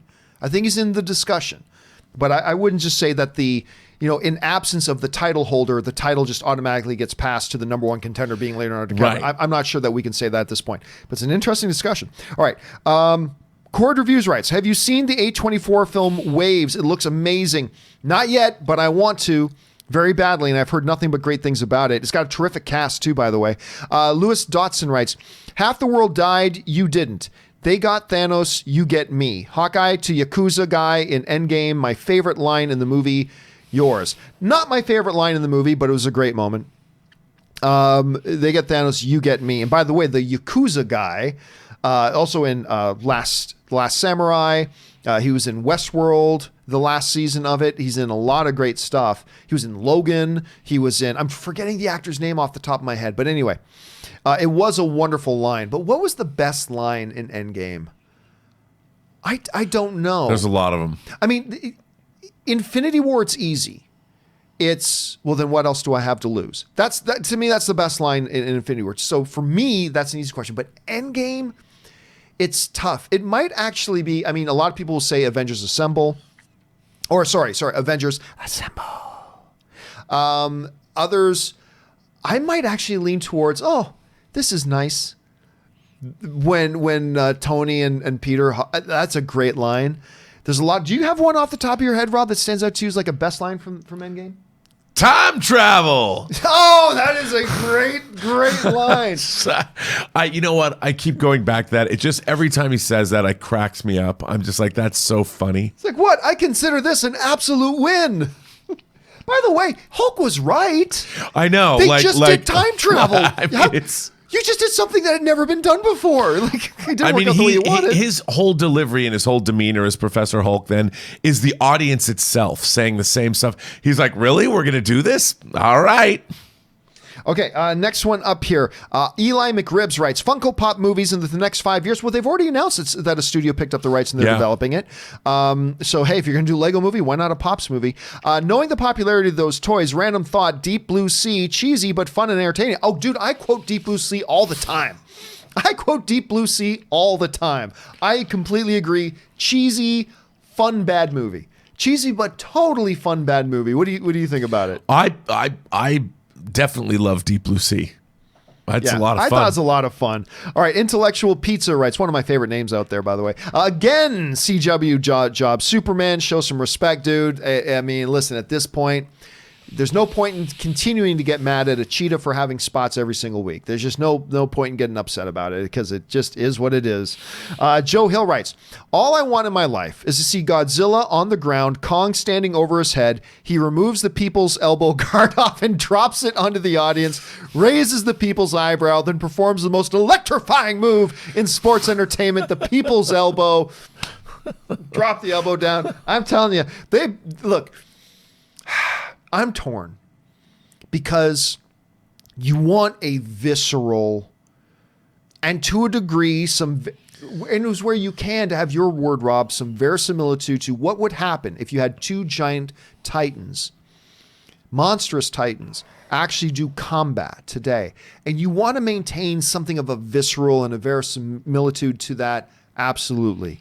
But I would be lying if I didn't tell you that I would jump up and cheer in the damn movie theater if King Kong dropped an elbow on Godzilla. I'm not going to lie. I mean, it would totally ruin a lot of things, but I'm not going to lie. I don't know, Rob. How do you think they should? It depends how it's done. I mean, Godzilla's done victory dances in the Godzilla movies before. That's true. So it depends how it's done. Depends how, particularly when he teamed up with Spider-Man. Did you ever see that one, by the way? Well, there is which is not a legitimate Godzilla movie, but did you see that one? No, yeah, and as a matter of fact, I love the fact that the Japanese Spider-Man is going to be in the new Spider-Verse movie. I think that's the coolest thing ever. Ma Ning writes, hi, John and Rob. Brandon's return was incredible. Brandon definitely overshadowed Tyler as Superman. John Williams scores, makes a return, loved it. Listen, I have always unapologetically loved Brandon Routh as Superman. I thought for the type of Superman that they were doing and going for, he was the right guy for that role. And I thought he did a wonderful job. And I have been a big fan of Brandon Routh's career ever since. I love him in everything that he does. I mean, he was even one of the highlight parts in Zack and Miri Make a Porno. Just his turn in that, because remember him and Justin Long were a couple. Even their short exchanges I thought was infinitely entertaining. I just love this guy. So if I was going to make myself go and watch episode 2 of Crisis, a lot of it would have to do because yes, Tom Welling, but also because Brandon Routh, because I'd want to see Brandon Routh. All right, Edgar Navarro writes, I don't feel like they jobbed Batman. He was a total piece of shit and gave up on his code, and Batwoman getting in a lucky hit that put him down. Bruce was justified to me, but that's just my opinion. So far, I've liked the crossover, but I do hope it gets better. Again, I can't give any... It's interesting to hear that point of view, Edgar. I can't give any commentary on it because I didn't see it. But even that, to me, I got to say, again, I haven't seen it, but just reading your description sounds to me like, nope, that's still jobbing him. It's jobbing him in a different way, but it still feels like jobbing him the way you're describing. I don't know. Maybe if I did see it, I would feel differently. Who knows? Maybe I would. Maybe I will. I don't know. I just don't want to get myself upset for no reason. Lewis Dotson writes, episode 2 of Crisis didn't feel like jobs. The Superman stuff is fair, but the Batman thing made absolutely sense to me, and it seemed necessary story-wise. Again, difficult for Luis for either of us to comment on that because we haven't seen it ourselves. Don't know that I plan to either, but it is interesting hearing a couple of differing points of view on that, which is always good to know. All right, Kevin Lewis writes, hey, John, let me help your COPA concerns. What the fucking fuckity fuck is up with that effing W84 trailer? It was effing underwhelming. DC had a villain problem. Example, who the F is this guy? Where's my OF? Yeah, gotta see this. I think the trailer was fantastic. And by the way, it's a first trailer. That's the thing. Look, if that Wonder Woman trailer was the third and final trailer, yes, I would have problems with it. But this is the first trailer that's just meant to introduce, for a movie that's still a long ways off, that's just introducing the world. Hey, everybody, we just wanted to make the official announcement to you. Wonder Woman 1984 is coming. Behold. That's all it was. And on that level, I thought it was fantastic. We don't get a real sense of what they're up against yet, and that's fine. We don't need that in the first trailer. We don't get a sense of what the story of the movie is. That's fine. We don't need that in the first trailer. We didn't get a good look at the main villain being in Cheetah. That's fine. We don't need that in the first trailer. You just got to give me a sense of the DNA of the film and introduce it to the world, and I think they did that, and I'm excited about it. I'm really excited about it. All right, last question of the day. Juan Solo writes, with the popularity of The Mandalorian, both the show and the character, should Boba Fett exist post-Return of the Jedi if he survived the Sarlacc pit? Is there room in Star Wars for 2 bounty hunters wearing Mandalorian armor, or has Boba Fett been made redundant post-Return of the Jedi? I think a lot of people, Rob, would argue that Mandalorian almost makes... He's a new Boba Fett. He's a Mandalorian who also happens to be a bounty hunter. They might make Boba Fett redundant. How would you respond to that? Dude, if this show ends, episode 8 ends, with Boba Fett showing up to take the Mandalorian in, I'll lose my shit. And all will be forgotten. I won't care. Boba Fett comes to take the Mandalorian in and is successful doing so. Is there anything else need to be said? That is how 2019, my dream is to have Boba Fett show up at the end of episode 8 and take the Mandalorian in. Empire Strikes Back cliffhanger, whatever. He's going to be like, you know who started using carbon freezing for people? I did. And the Mandalorians, and that's how the episode ends. I just will lose my shit. All right, guys. Well, listen, that will do it for today's installment of the John Campea Show. Thank you guys so much for being here. First of all, thank you to all of you for making this show a part of your day. Special thanks to all of you who sent in the questions. Number one, because you gave us great fun things to talk about, but number two, because you supported the channel while you're doing that. And all of us here on the John Campea YouTube channel, thank you very much for that. By the way, guys, just want to remind you that tip link in the top of the description of the video, you can use that 24/7. And if you start firing in questions later today, those will be the first questions answered on the show tomorrow. Of course, guys, I want to thank the universal gift that the galaxy bestowed upon us, Mr. Robert Meyer Burnett. Robert, Wow, where John. can people find you in your adventures online? Well, you can find me on Twitter at BurnettRM, find me on Instagram at Robert Meyer Burnett, or find me on my own YouTube channel, The Burnett Work, and its adjacent website, theburnettwork.net. And don't forget, everybody, the first episode of the new podcast version of The Weekly Hero starts going up tomorrow. I'll let you guys know where you can find it a little bit later tonight. Just follow me on social media. You can follow me on all my social media channels, just at John Campea. I will put up where you can go and find those. Do me a favor, everybody. Subscribe to the podcast the moment I put up those links and be ready to go tomorrow when the first episode of the podcast drops. And don't forget, guys, a little bit later this afternoon, we're going at 3 o'clock, a special start time today, 3 p.m. Pacific Standard Time instead of the regular 2 p.m. Pacific Standard Time. Christian Harloff and I doing Dark Side, Light Side, talking all things Star Wars. Make sure you join us for that. And then, of course, Robert Meyer Burnett and I will be back again tomorrow for the next episode of the John Campea Show. That'll do it for us for now, guys. Thanks so much for being here. My name is John Campea, and until next time, bye-bye.